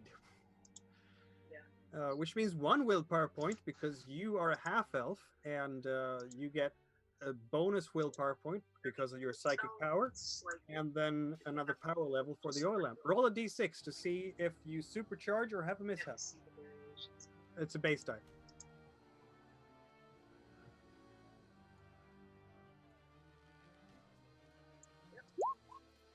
Okay, it does neither supercharge nor mishap. It's just 3 points of immolation damage. This looks scary for anyone watching. Person just hit Brennar, and then Brennar says a magic word and just brings out that oil lamp. There's a flame coming out of the oil lamp, and then the person just staggers back, shrieking in horrifying pain. You can see their skin is getting just redder and redder underneath until you can almost, Frida is a bit busy to really pay attention, but that smell of internal burning flesh as he just doubles over and screams and claws over his own body because I'm never gonna get that smell out of my nose. You're welcome. his blood is just boiling from the inside. And Between the two of us, though, we are gonna make this party quite the scary legend. so yeah, he's lying there and he's not moving again. That was all his hit points right there. That was Brennar's Well turn. done. Well done. Yeah, Thank you. yeah. Immolate is pretty intimidating. Who is number 5? That is actually me. Oh, and you do have 1 slow action left. You can slash someone, and they can't really parry because they used their attack. So is that another melee to slash? Yeah. Okay. I will slash the guy that is in front of me. And that's a hit. Yay! If you want to push that roll to get more successes, that is allowed. I'm not sure you will need to though, because I won't bother. the longsword doesn't it have a 2-point base damage? It does. Okay, so you're not going to kill this guy just yet. But you Didn't I do slash a him. point of damage? No, I didn't do any damage when I parried. That's correct. You removed their success. That's what happened. Right. Okay. You flicked away the club. Yeah. But in this case, you're slashing them over the arm. It hurts. It staggers back. Not down yet, but really knocks Close. the wind out of him. Yeah, Yeah. he's not quite on his knees, but that's gonna need some attention later on for sure. So who was that? Was it that guy? That guy? Yeah, it was the one that was right directly in front of me, the one that I've already... Yep, I'll mark him for 2 points of damage. That is your action. Who is left now? Marita hasn't done. Fidan hasn't done. Who is first? Is it number 6? Yeah, and that would be me. Yeah, I'm last. Yep. Okay, Fidan. What can you do? Okay. So, well, I'm going to attack the guy in front of me. I have my knife out. I will attack him. And the question I have, so when I roll, so it's melee. Does my knife, if I'm reading this correctly, it's got a, BON/max. Is that bonus +1? Do I add that in as well? Yes, you do add 1 Yep. point of gear bonus. Okay, into great. Your melee there. As a knife, you can in fact only stab. Okay. But he can't parry because he moved this turn, and then that was his fast action. So he doesn't have any more fast action. Okay. So it's just a pure stab on the guy. And that's a success. Sweet. Did you want to push that to gain extra 6s? Because you're only going to do 1 point of damage at this point. But you will take 1 point of damage to your own strength if you do push it, because you got that skull as well. Yeah, I will push. Yeah. All right. Then you can roll 2 base dice, 3 skill dice, and that's it, because you did have that success for your gear. So 5 dice in total. You're really trying to get it in there and Oh, you know, wait. do some real hurt. Ignore my... No, ignore that, because I didn't roll the correct dice. That's correct. Sorry, I was trying to correct that. So sorry, so that was... I get... what was that again? I'm sorry, I get 2... 2 base dice and 3 skills. Oh, right. There we go. Perfect. And do I get the... I still get the gear no, bonus as well? that was No. 6. There we So go. there you go. Exactly. Yep. So you add another success to that. Sweet. But you have Okay. taken 1 point of damage to your strength because Okay. that exertion, you hurt yourself. Maybe you're, in fact, as you're going in with a knife, you in fact get scraped by the club again across your face. Okay. But you do 2 points of damage to him as well. He is reeling backwards because you're stabbing him in the side where it really hurts. And that is Marita's turn. Okay. So this guy that's in front of me. Yep. I am going to spend a willpower because humans are nothing if not adaptable. This is true. And knowing how to fix people means you know how to hurt them. So I am going to use healing instead of melee. That's a good rationale. Humans are nothing but adaptable. You know the right place to stab. Oh yes. Oh, I don't stab him. I'm like a dirty street fighter, so I literally probably just punch him square in the groin. Yep. Oh. That's pretty much what you get out of that. And if you don't push it, you don't take any damage yourself. No, I'm good. And that's the top of the round. They're not dead yet, but all of them have been damaged. One of them is lying on the ground and is out, probably dead. The others are terribly wounded and just realizing now that you are not the pushovers they expected. They saw some wanderers with staffs and one person with a sword. How hard can that be? Oh. I think they're in fact going to cut and run at this point. The person with the sword was a giant wolf. Yeah, this is true. This is a good point, but I guess they just, thought that they could gang up on the wolfkin. And how wrong were they?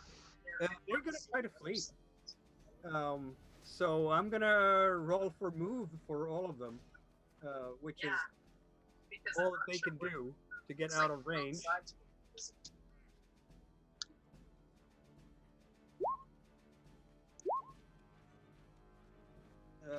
That is, none of them managed to get out of the way.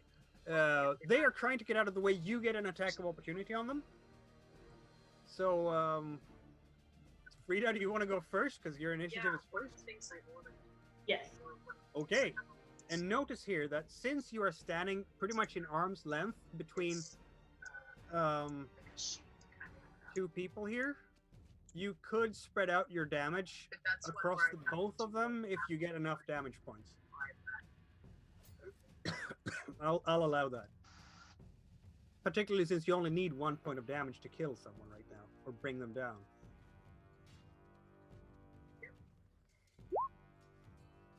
Oh! Oh! Wow, that's an epic roll. 3 successes, plus the 2 you do for your longsword. That's 4 points of damage. You know what? I've been forgetting my longsword bonus this entire time until I just realized it. Why don't you describe how Frida dispatches 3 bad guys with 1 stroke? Since they're all standing around her, Frida's big thing is, I don't like violence until you've hit one of my friends. and they went straight for Marita. So she takes her sword and just kind of cleaves through all three of them Yep. in one swing. They're trying to get out of dodge, and you're not gonna let them. No, she's just like, nope, I'm done, and swings all the way through. Yeah, With a big, like, flourishing spin. You know, you chop down the one in front of you first, then the next one is just a couple of steps away, and you just slash them. Yeah, the sword never stops. She just swings all the way around. And just use that momentum as it goes through the air to pick up the next one as well. Yeah. And when all is said and done, there is 4 of them lying there on the ground. If you're interested in knowing how the critical injuries tables work, we can roll for that now, because it's going to tell you what's going to happen to you guys if you're ever exposed to this.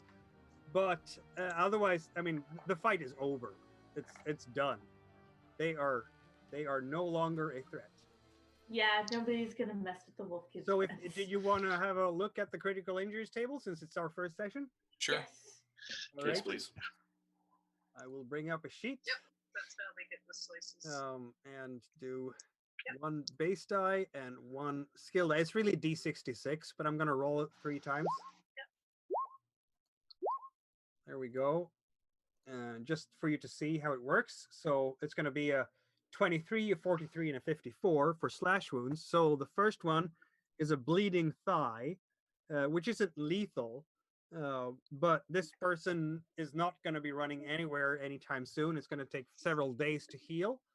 The second 43 is a punctured lung. You're just slashing across and through the ribs, and nicking the lung as well. So that person will, in fact, die within days without medical care.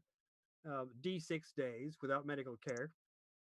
And the last one, a 54, you slash that person right through the gut.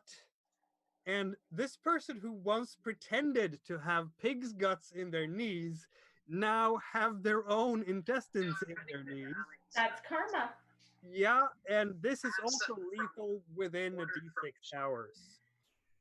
This is my first fighter, like my first time playing a tank, so I'm kind of excited that this is my first fight. Well, I mean, especially. And yeah, you did immense beat out of them. And that tells you. So basically, when you get a critical wound, if you roll a 43 on the crit table or above, it's a lethal wound. If you're terribly unfortunate, because even if you get a lethal wound, a healer like Marita could save your life with a successful healing roll. But if you roll a 65 or a 66, it's instant death. It's cleft skull or decapitation, and you're done at that point. I can't fix that. No. Can't fix that. But even with a 63 or a 64, which is the slit throat, you can, if you're there within a couple of turns, and do that really, bandaging and stitching up the wound really fast, or possibly using your magic, you could save such a person. So that tells you that in this system, you get broken pretty fast, but you have to be kind of unlucky to actually die from a critical wound normally. I did have, when I was playing Mutant Year Zero, which is running on the same engine, we did have a character who rolled a 66 on that first critical injury they ever had. And that was that for that character. Bad luck. So that can happen. But it gives you a sense for the system at least. So there we are. You're standing there over these guys. You will notice that the wagon that they have with those 2 horses is in fact a covered cage with there's lots of chains inside. Oh, they want to now try to I'm save really us. angry. Well, before we get too much further, Brainer took a club to the side of the face here, I think. Yeah, Yep. he did. He has a nice shiner there. All right. So Question. I'm gonna. No. Quick question for the DM. Yes. Blood bond. Transferring attributes from something else to, does it have to be living? They do have to have some attribute points. and these Okay. guys are out. Okay, figured I'd ask. While you're healing Brennar, can I try to I would take think anyway. the That's a good cage question. portion off the wagon so that the wagon and horses are usable for us? I mean, sure, you can do that. They're not going to contest you at this point. It's 2 horses and a wagon. Who's gonna stop you from doing that? I'll help as much as I am able. Okay. Reach sure. up high. Yeah, no, that was extraordinarily successful for you guys. Minimum damage to you, even though. And another thing to note here: initiative really important because whoever swings first has a pretty decent chance of doing some damage. Okay, old man, you're just gonna have to walk this off. Okay. The party per willpower is also super useful. Yeah, no, that really helped. You really did your path of the defender here. I may not be able to hunt a fox, but I can take a hit. Question. If I push, do I reroll ones on skill dice or no? You reroll on skill dice as well. Yes. Any die that is not a crossed swords or a skull is rerolled. Okay. I'm gonna push this roll then. All right. And by the same token, I also because I also have my Path of the Hymn too. Oh, You do. Okay. but you got it there. Yes. Does anybody have get higher it. than a 3 on animal handling for the horses? Yes. Yep. Okay.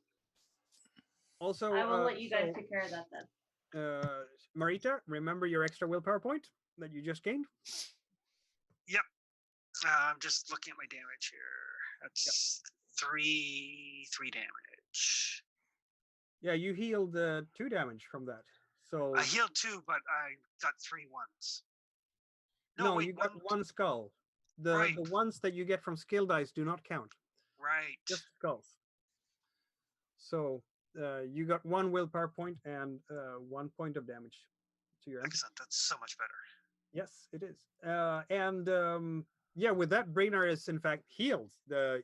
I'm guessing Marita has maybe some soothing ointment in her pack as well that will help It's- relieve the pain a bit. It's like a mild analgesic Exactly. sort of thing. It's not at all addictive. All he needs. You will notice out by the river that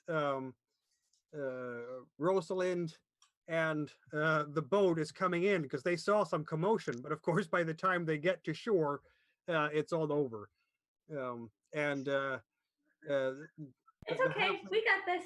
Yeah, clearly, she will be. You dealt with that very handily, I have to say. I'm very impressed. Look here, boys, you can learn something from these. Frida, I am very impressed by your skills here. Thank you. Look at them. I think she's looking at the wagon. Are they slavers? I think they were, yeah. They look to be. You. I mean, they're not dead. All of them. One of them is lying there with that leg that is still kind of bleeding. The person with the punctured lung is just lying there on the ground and panting and gasping for air. And then, of course, you have that gruesome sight of that other guy with, more. Can I try to intimidate the one with the wounded leg to tell us what they were doing? Yeah, they're not even going to be able to resist that. We were just supposed to capture some people for the.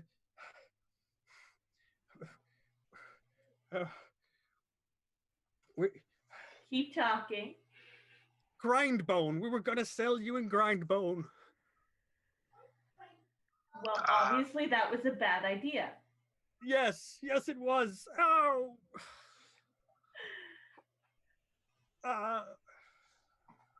Guess you won't be going to south of the river from here. Maybe they're not next going time you shouldn't try to hit teenage girls. Yeah. That's right. Not sure there's going to be a next time for them. Oh, Are this there- guy are there- over here at the lake, he'll have it next time. These Yeah, other two. Yeah, They he don't. will have it next time for sure. And Yeah, their friend who got cooked from inside is just lying there and not. Well, at least there's one still alive to tell the story. There is. So you And now have two workhorses and a wagon that is in fact in the form of a cage. I don't know what you want to do with a cage, but you could sell it, I suppose. Can we remove the cage portion and just so we just have like the wagon bottom? but Yes, that will take a crafting roll and will delay you to Time. get to Fort Riverstone, but you can Yeah. do that by if you get to the fort, maybe. Okay, we'll take Yeah. it as is. Yeah. Can I just kind of? I just mean, don't cover want it them to. Yeah, I don't want them to think that we're slavers. This is true. Yeah. You So could, I'd like to destroy the cage somehow. we could take the guy who's still alive, throw him in the cage, and Indeed, I take him would- with us to the fort. We Rosa could. was going to suggest that. Oh. Yes, maybe if we take this man as a prisoner to the fort, we could warn the guards there that there are slave traders about. Okay. I'll definitely put in a good word for you if they say anything strange or untowards, but Yeah, people tend to automatically think the worst of me. I'll help you with that. Thank she you. says. It's an interesting conversation. 8-foot wolfkin and halfling, child size, trying to trying to talk to you. Now, are these Rita guys like? would be respectful. She would like kind of get down on like one knee and Yeah, try to come down to her level. because it's tough on our neck for sure. Yeah. Now, do these guys, especially the ones that have been dispatched? I mean, is there anything that? I mean, are they pretty much just ruffians? Kind of, Yeah, reps kind of. I mean, they don't have stuff on them that's worth. they do Can have we some loot the stuff on them. bodies? In fact, Oh, Can we'll we loot the loot the bodies. bodies? Yeah, that's basically what I'm saying. Listen, You loot the bodies. we have to buy some stuff. We There need is silver. there is a silver. table for that too. Quick question, GM. For my oil lamp, would that have actually used it, or can I continue to use it going forward? I'm gonna have to double check that, but you might have, but we'll check that when you get to Fort Riverstone. Let's first check the loot. Aha!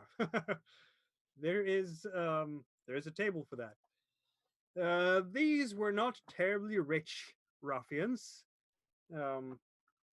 So I'm gonna say that they're carrying maybe a D8 coppers each to begin with.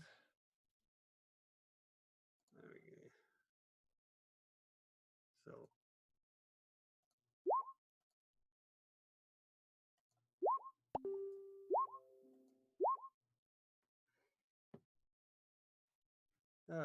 so here we go. That is that's the copper coins that you gather. So it's going to be 4, 8, 10 coppers between them. Not terribly rich, obviously desperate for money, but they also have some carried fines on them, and that might be slightly more fortuitous for you. And I'll roll again. 1 base die and 1 skill die, and these are D66s, and I'll roll 4 times.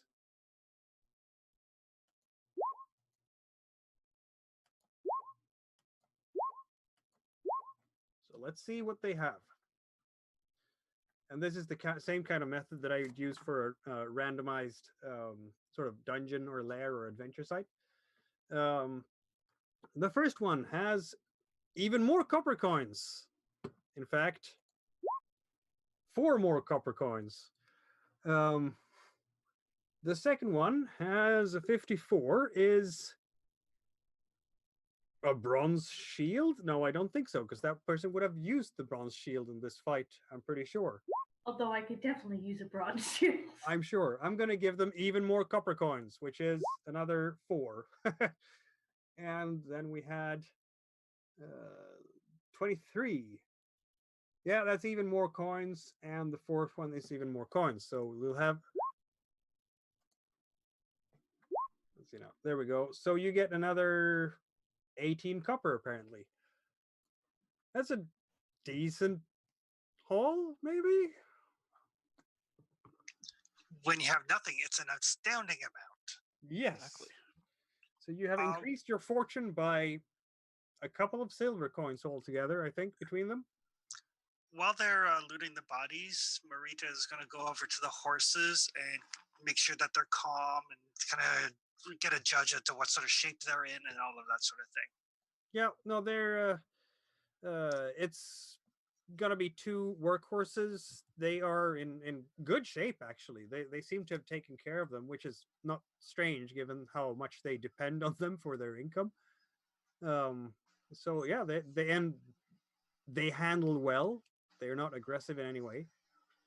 Um you can Oh, roll good. your animal handling if you want. So, are we splitting the copper, or are we just letting Finan carry it all? I think it'd be good. We can definitely split it. I think everybody needs a little bit of copper. You know, you gotta have a little jingle in the coin there. So was there 24? Is that what I had? 28. Oh, 28. Oh, okay. So it actually divides like perfectly evenly. 7. Perfect. Yeah. Yeah, so that's gonna take you.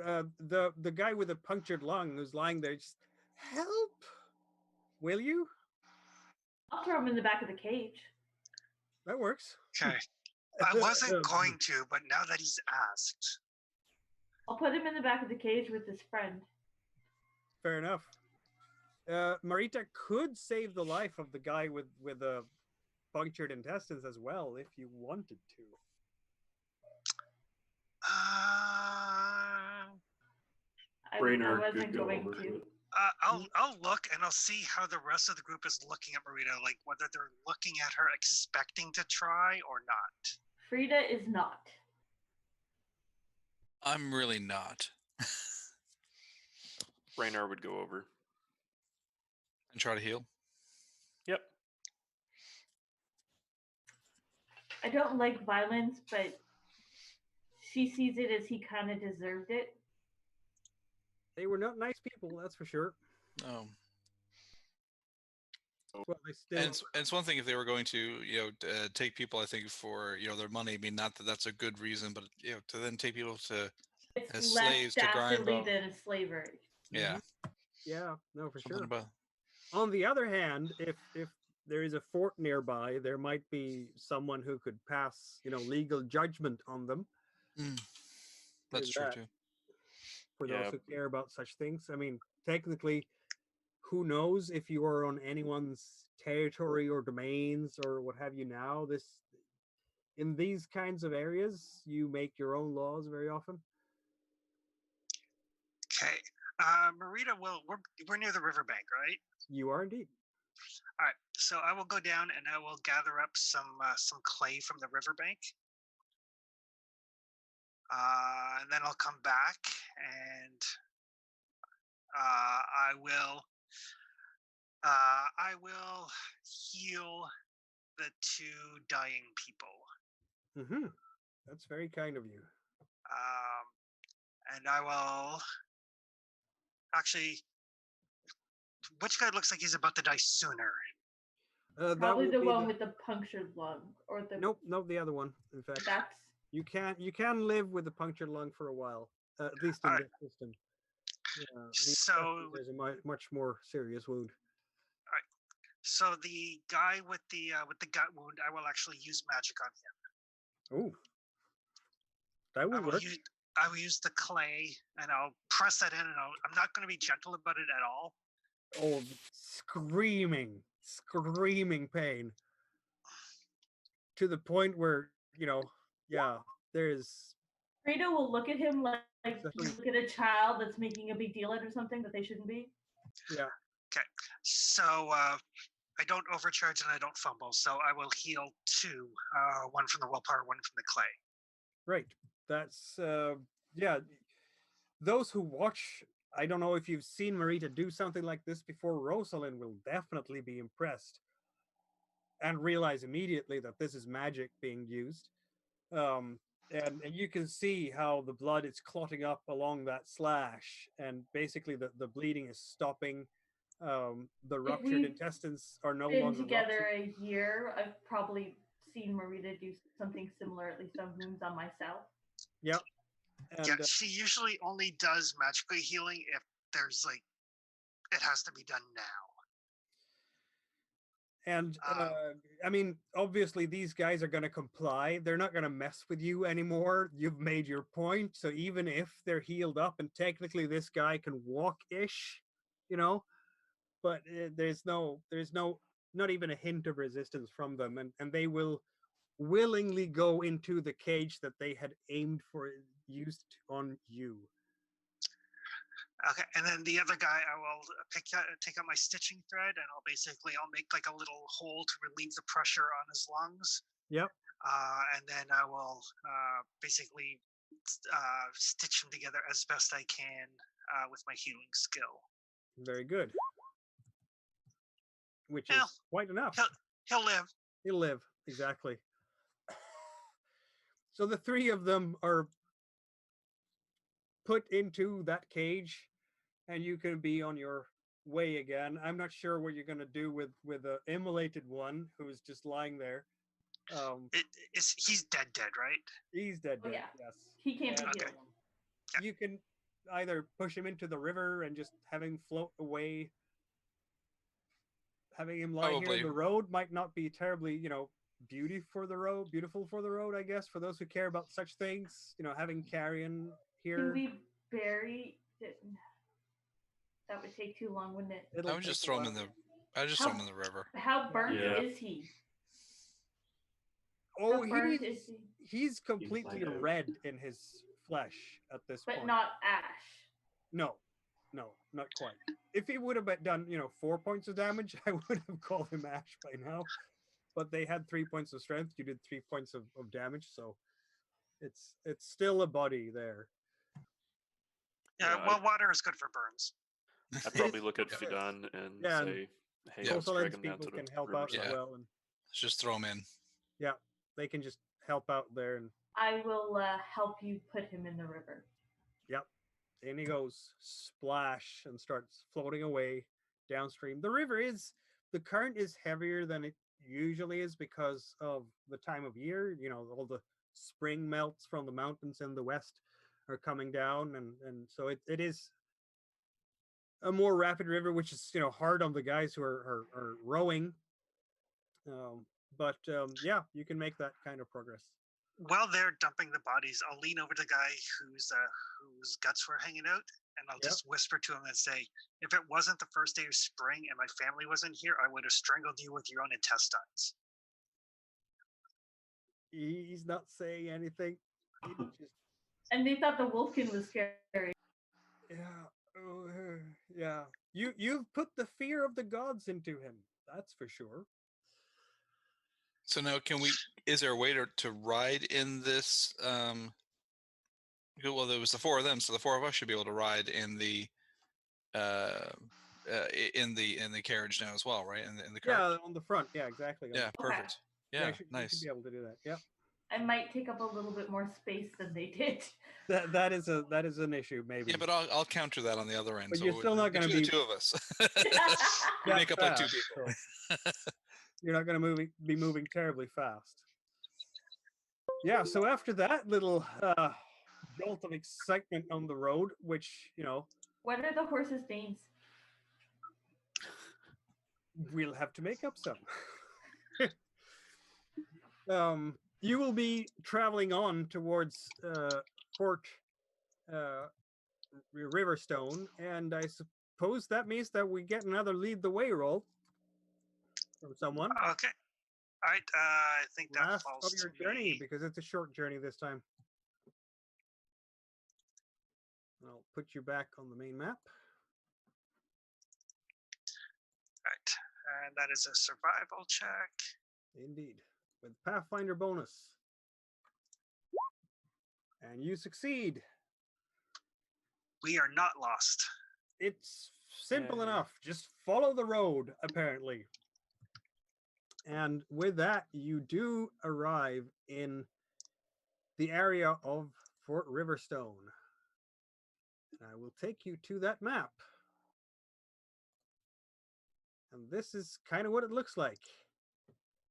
You're coming up along the river. In the distance on that sort of land that juts out into the lake, there sits a small tower, really, with a settlement around it. There's a wall around the settlement. Not terribly sophisticated. It's really just a wooden palisade. And there are a couple of piers sticking out there into the water. You will notice that south of you, marshlands start. And you remember what happened last time you were near or in marshlands. But as long as you're on this side of the river, you should be safe, right? Provided if there are saurians there, which there might definitely be. You will also notice that beyond the fort itself, you can see the forest stretching out. And between the forest and the fort is a small camp. A couple of tents, campfire set up. And yeah, that's the settlements you have here. The forest to the north of here is called the Dankwood. That's such a pleasant name. If you want to roll for lore for this area, you are allowed to. Better than Fangwood. That's true. And while we're traveling, I have named the horses. The one that's on the left is a little bit more rambunctious. And that one's name is Fast Heart. And the one on the right, well, it's spring and it's a little bit cool, and its name is Steamer for obvious reasons. That's okay. So, okay. Good. I want to keep them. I will we named them, so okay, we'll feel bad when he kills them. Brenner, you will indeed have heard of saurians living in the marshlands to the south. And Fidon, you have heard that in the Dankwoods, those are the homelands of the elves. So if you go far enough into those forests, you will definitely run into them sooner or later. Okay. Marita, what have you heard of? I suppose you can confirm that. You will also know that to the northeast of the Dankwoods is kind of a meeting place between, at least that's what you heard, between dwarves, elves, and the elven-born half-elves. So there you are. I put your party token on the map. Feel free to approach Fort Riverstone if you will. Or now, where I had been here before, I mean, would I know the commanders or the guards or anybody? Well, you will know that the commander is called Lady Mirinda. You never met her yourself. Okay. But apparently these are her domains. She's an Alander, and so she would be the local liege lord, one of these country nobles, if you will. Okay. So one should not expect a very sort of radiant court or anything like that. Quick question. Yeah. This is obviously Fort Riverstone. In retrospect to the river itself, where's Castle Riverstone? In more glorious days, this would probably be the same thing as the castle. Okay. There is no sign of any other type of glorious buildings around here. So as we get closer, I'd probably go ahead and tell of a local legend here of basically a priest of the serpent that turned his back on his gods. And as such, he tried to kill a raven sister out here next to the Fort Riverstone, previously the Castle Riverstone. And as part of that, he fell in love with the raven sister and lost his tomb along the way. Supposedly it's actually near here, but it's actually near some insane goblins, supposedly, by one of the nearby hills. So I'm wondering if it's further up next to the Dankwood. I hate insane goblins. I'm What telling you, with a differentiates them little from tomato sauce, it could goblins? be tasty. Maybe We're not maybe eating them. So I think we definitely should approach the main gates to are we gonna of course we'll have Rosalind will have to get her to dock here somewhere as well. Yeah, for sure. And that's the piers, which is inside sort of the compound. That's where she'd have to go. Maybe we should have her meet us at at the front gate.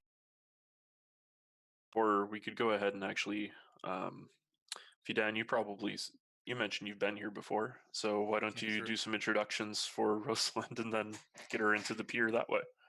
That's what I'm thinking. I'll go through and at least it seems like I kind of came through, but didn't stay or something. Is that right, Mikhail? Is it kind of Yeah, more of a pretty much. hey, Spend the yeah, night. Yeah, spend the yeah. night and move on. Yeah, exactly. Okay, so yeah, I'll definitely go up to the gates and hail the guards. Now, actually, one of the things. So we have. So are we gonna like ride up to the gates with our Well, prisoners? see if there's a bounty on slavers. Maybe we might be able to get Well, some coin out of them. Well, I think that's the thing. I think so. We'll walk them just again hail to the guards and see if I can get them to send somebody else so I can talk to them.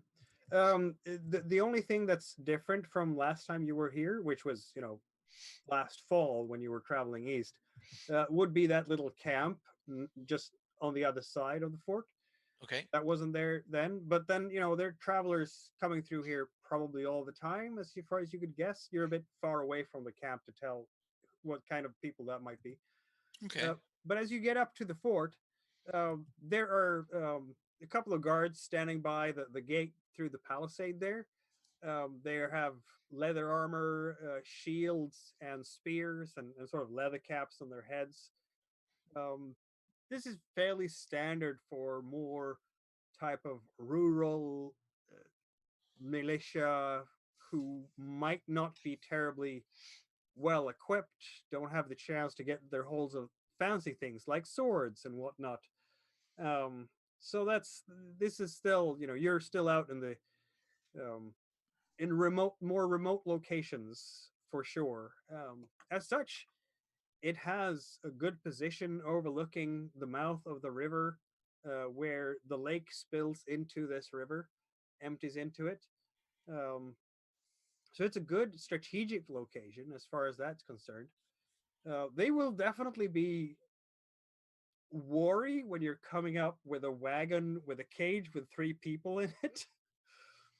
Well, Um, I think I approach in kind of the classic hey hands out kind of like hey guys listen and tell them I just I am I'm feeding I'm a traveling minstrel and dwarf. We were beset upon back on the road by these rapscallions here and managed to turn the tables on them because of course they didn't anticipate tangling with my wolfkin here.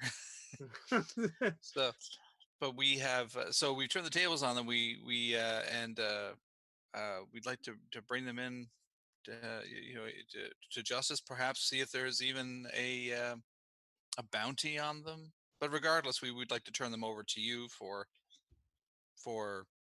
judgment, prosecution. oh, they will change their tune at this.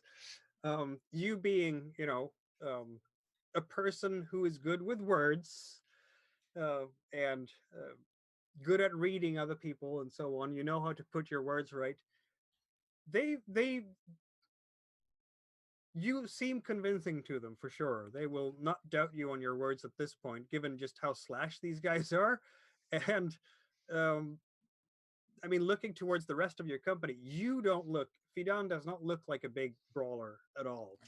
Um, Dwarves can look like brawlers. Fidan does not. Right. And Marita and Brennar also do not. The only one in your company that looks like someone who can do serious harm to anyone is Frida.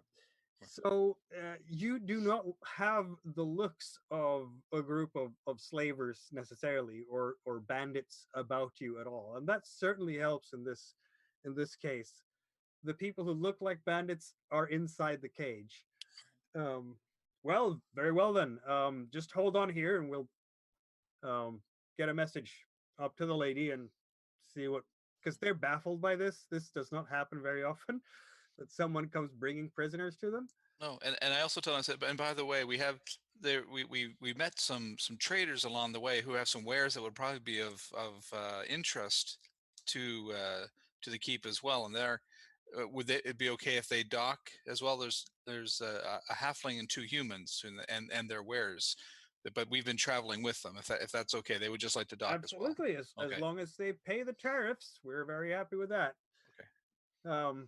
Yeah, good to see that some more of these. We've had problems with robbers here before, not too long ago. In fact, some people came in here to damn thieves tried to burglar our temple. Yeah, they didn't get away, so I think it's gonna be cramped in the dungeon. We'll fit them in though. Yeah, they will. So it's going to take a little while, a few minutes, because it's not a very big place, and anyone running inside will not take too long to come back. But after maybe a quarter of an hour or so, there'll be a few more guards coming. Someone who is leading them, he is in fact actually carrying a sword, and every bit the warrior, the way he's walking, and he's looking them over and yeah, bring them in. Bounty, you say? We will certainly pass judgment on them. We, Well, that's certainly more important than a bounty. very good. Yes. In short, if you want to have a prize money for them, I think it's time for a manipulation roll. That will be something bartering like.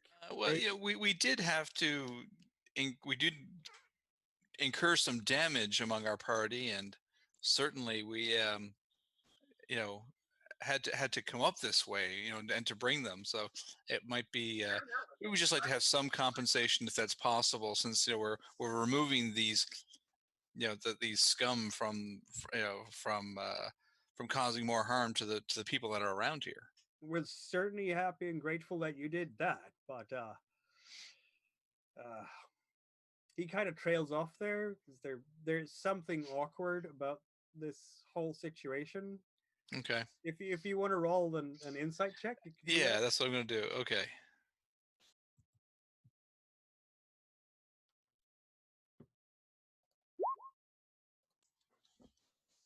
Yeah. Judging by the looks of these guards and just the state of this town, this fort, and the settlement in general, they do not look rich at all. Okay. They look like they're barely scraping by. In fact, some of their weapons are old. They keep this sharp, but you can tell that they are they might need to change an axe head, or it's probably not a coincidence that their guards are using spears and axes and not swords. They might just be strapped for cash around here for such fancy things. Well, then I think that then I probably just kind of change my tune a little bit and go, well, they're just, I'll give them to you for, it's just something that we do. We're happy to turn them over to you, and certainly you can't fault a guy for seeing if there was a bounty. He nods his approval. These seem like Alander folk, generally speaking. These humans. Marina will be rolling her eyes at the thought that there's no bounty, but she won't say anything. They'll allow you in anyway, and of course, some of these guards there take charge of the cart with, lead the horses in with a cage, because that's the most convenient way of getting all the prisoners to the actual keep, which is a simple tower standing there. It's only has 3 stories, so it's not terribly tall. There is probably the capacity to have a lighthouse on top there to just in case of people traveling on the lake at night, so they know where to go. But otherwise, this is, they have um, some stone houses, but most are just wooden houses with whatever type of thatch they can on the roof, and wooden piers. Um, they put out some logs on the ground to serve as some kind of makeshift street, if you will, so it's not all mud all the time. Um, but it's definitely not a terribly rich settlement. This step up from Peddler's Rest, that's for sure. Uh, but hardly any type of glorious capital of any type. And yeah, it's a good time that you're getting in at this hour because the sun is getting late in the afternoon. Shadows are getting a bit longer. So that's the situation here. They don't have an inn or a tavern as such, but I'm sure they can scrounge up some food for you. And you'll see your halfling friend is docking with her boat down by the pier and having a discussion with the guards there who are talking to her about what they want to do with in terms of tariffs and whatnot. She doesn't seem too happy about that part.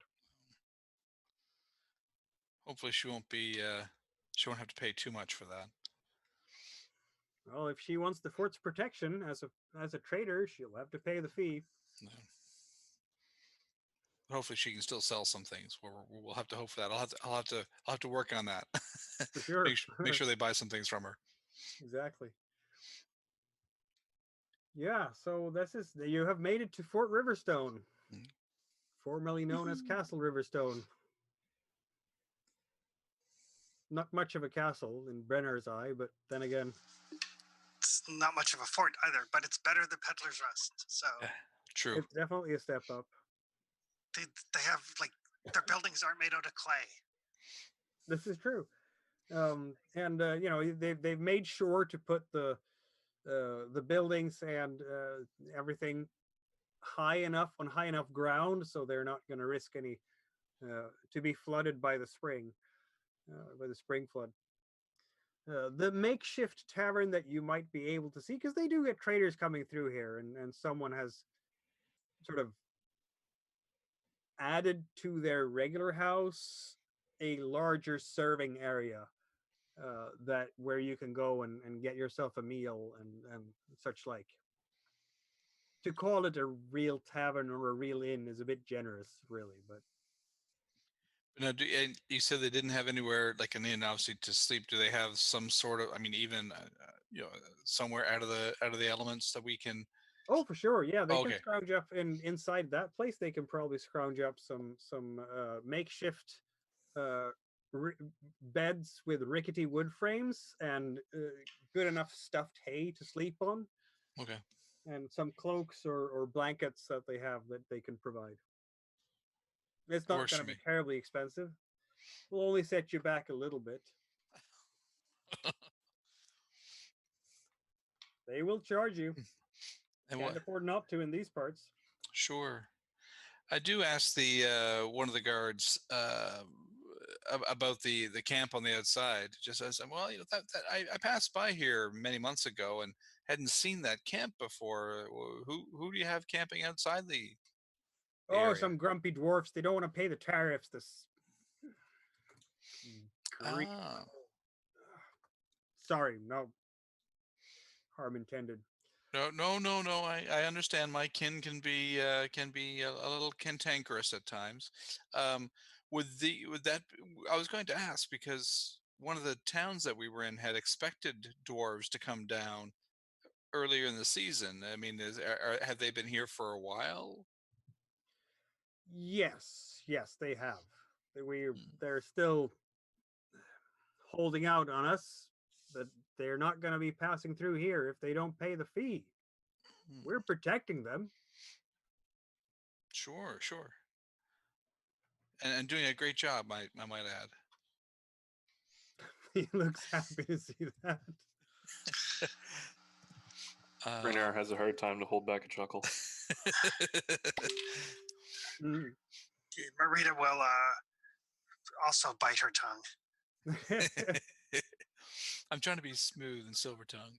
Hey, he is. Fidon yeah. is. So we're definitely gonna have to go over and check out my kin at some point.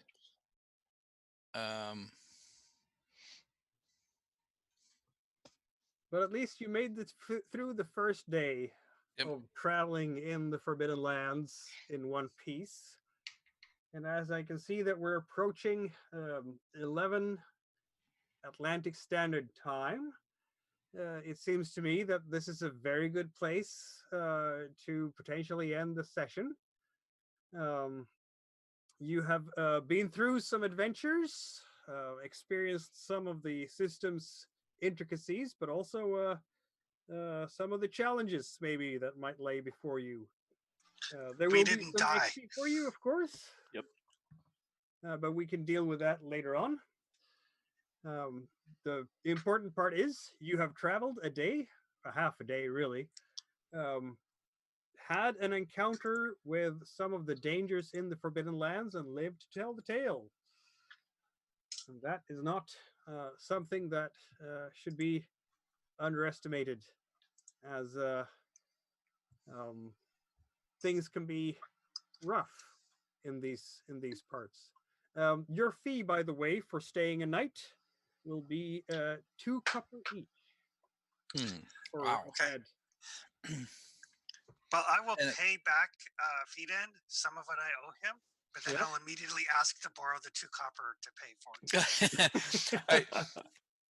And Fiden, like I said before, I think I'm kind of taking Marita on as a bit of a daughter figure ish type thing, and just kind of like, listen, you keep the money. I can earn my way into getting some money here. It's okay. You're good. Yeah. You keep at some point. When our fortunes are made, I'll tap you for the 2 silver that you owe me. Okay. So that the 2 copper, does that pay? I'll take that off here now. Does that pay for food too, or is like food and lodging? Just the bed. That's just the bed. Oh. Yep. If you want food, now you have your own food, of course. But if you want food here, that's gonna set you back another 3 copper. 3 copper. Wow. Okay. Well, I'll go with what that's a very, very common so a very common fee for a bowl of stew, the type that you made yourself, is in fact 3 copper. So they're being nice to you in this case. Maybe they're not gonna give you a full stew. Maybe they'll give you hardtack and cheese and what have you. Definitely lacking a continental breakfast. Exactly. Yep. I will gladly pay for the actual food. Yeah, I think I'll do that too. You said 3 copper, right? Yep. I'll do the same. So sleep and food will set you back 5 copper in total. Okay. Right. I'll probably pick off of. Well, you did get the money from the ruffians. So. Yeah. All right. So we need to leave tomorrow because I can't afford to stay here another day. We'll have to go visit the dwarves outside of the city. We'll go talk to the dwarves. We'll have a good night with a good good sleep and full bellies, and then we can go. Yeah, we'll check with the dwarves in the morning. Yeah. Exactly. I don't know how big a small tent is, but we can easily go ahead and use mine if we need it. I think a small tent fits 2 people, so 1 wolfkin. Yeah, exactly. But it does help you in setting up camp, so that's a gear bonus for the tent. So that's a good thing, because there is a roll for that too, and there will be mishaps if you fail it. So that happens all the time. Okay. All right. Bookkeeping question. Does willpower carry over? It does indeed. It stays until you use it, basically. So you never lose the willpower, except by fueling your talents, and then you gain it back through those pushed rolls. Okay. So you heal up during the night when you sleep, and the willpower stay there. Perfect. All right. Here we go. Bookkeeping all done. Yeah. Excellent. All right. Let's see now. Speaking of the bookkeeping part, you hold on a second.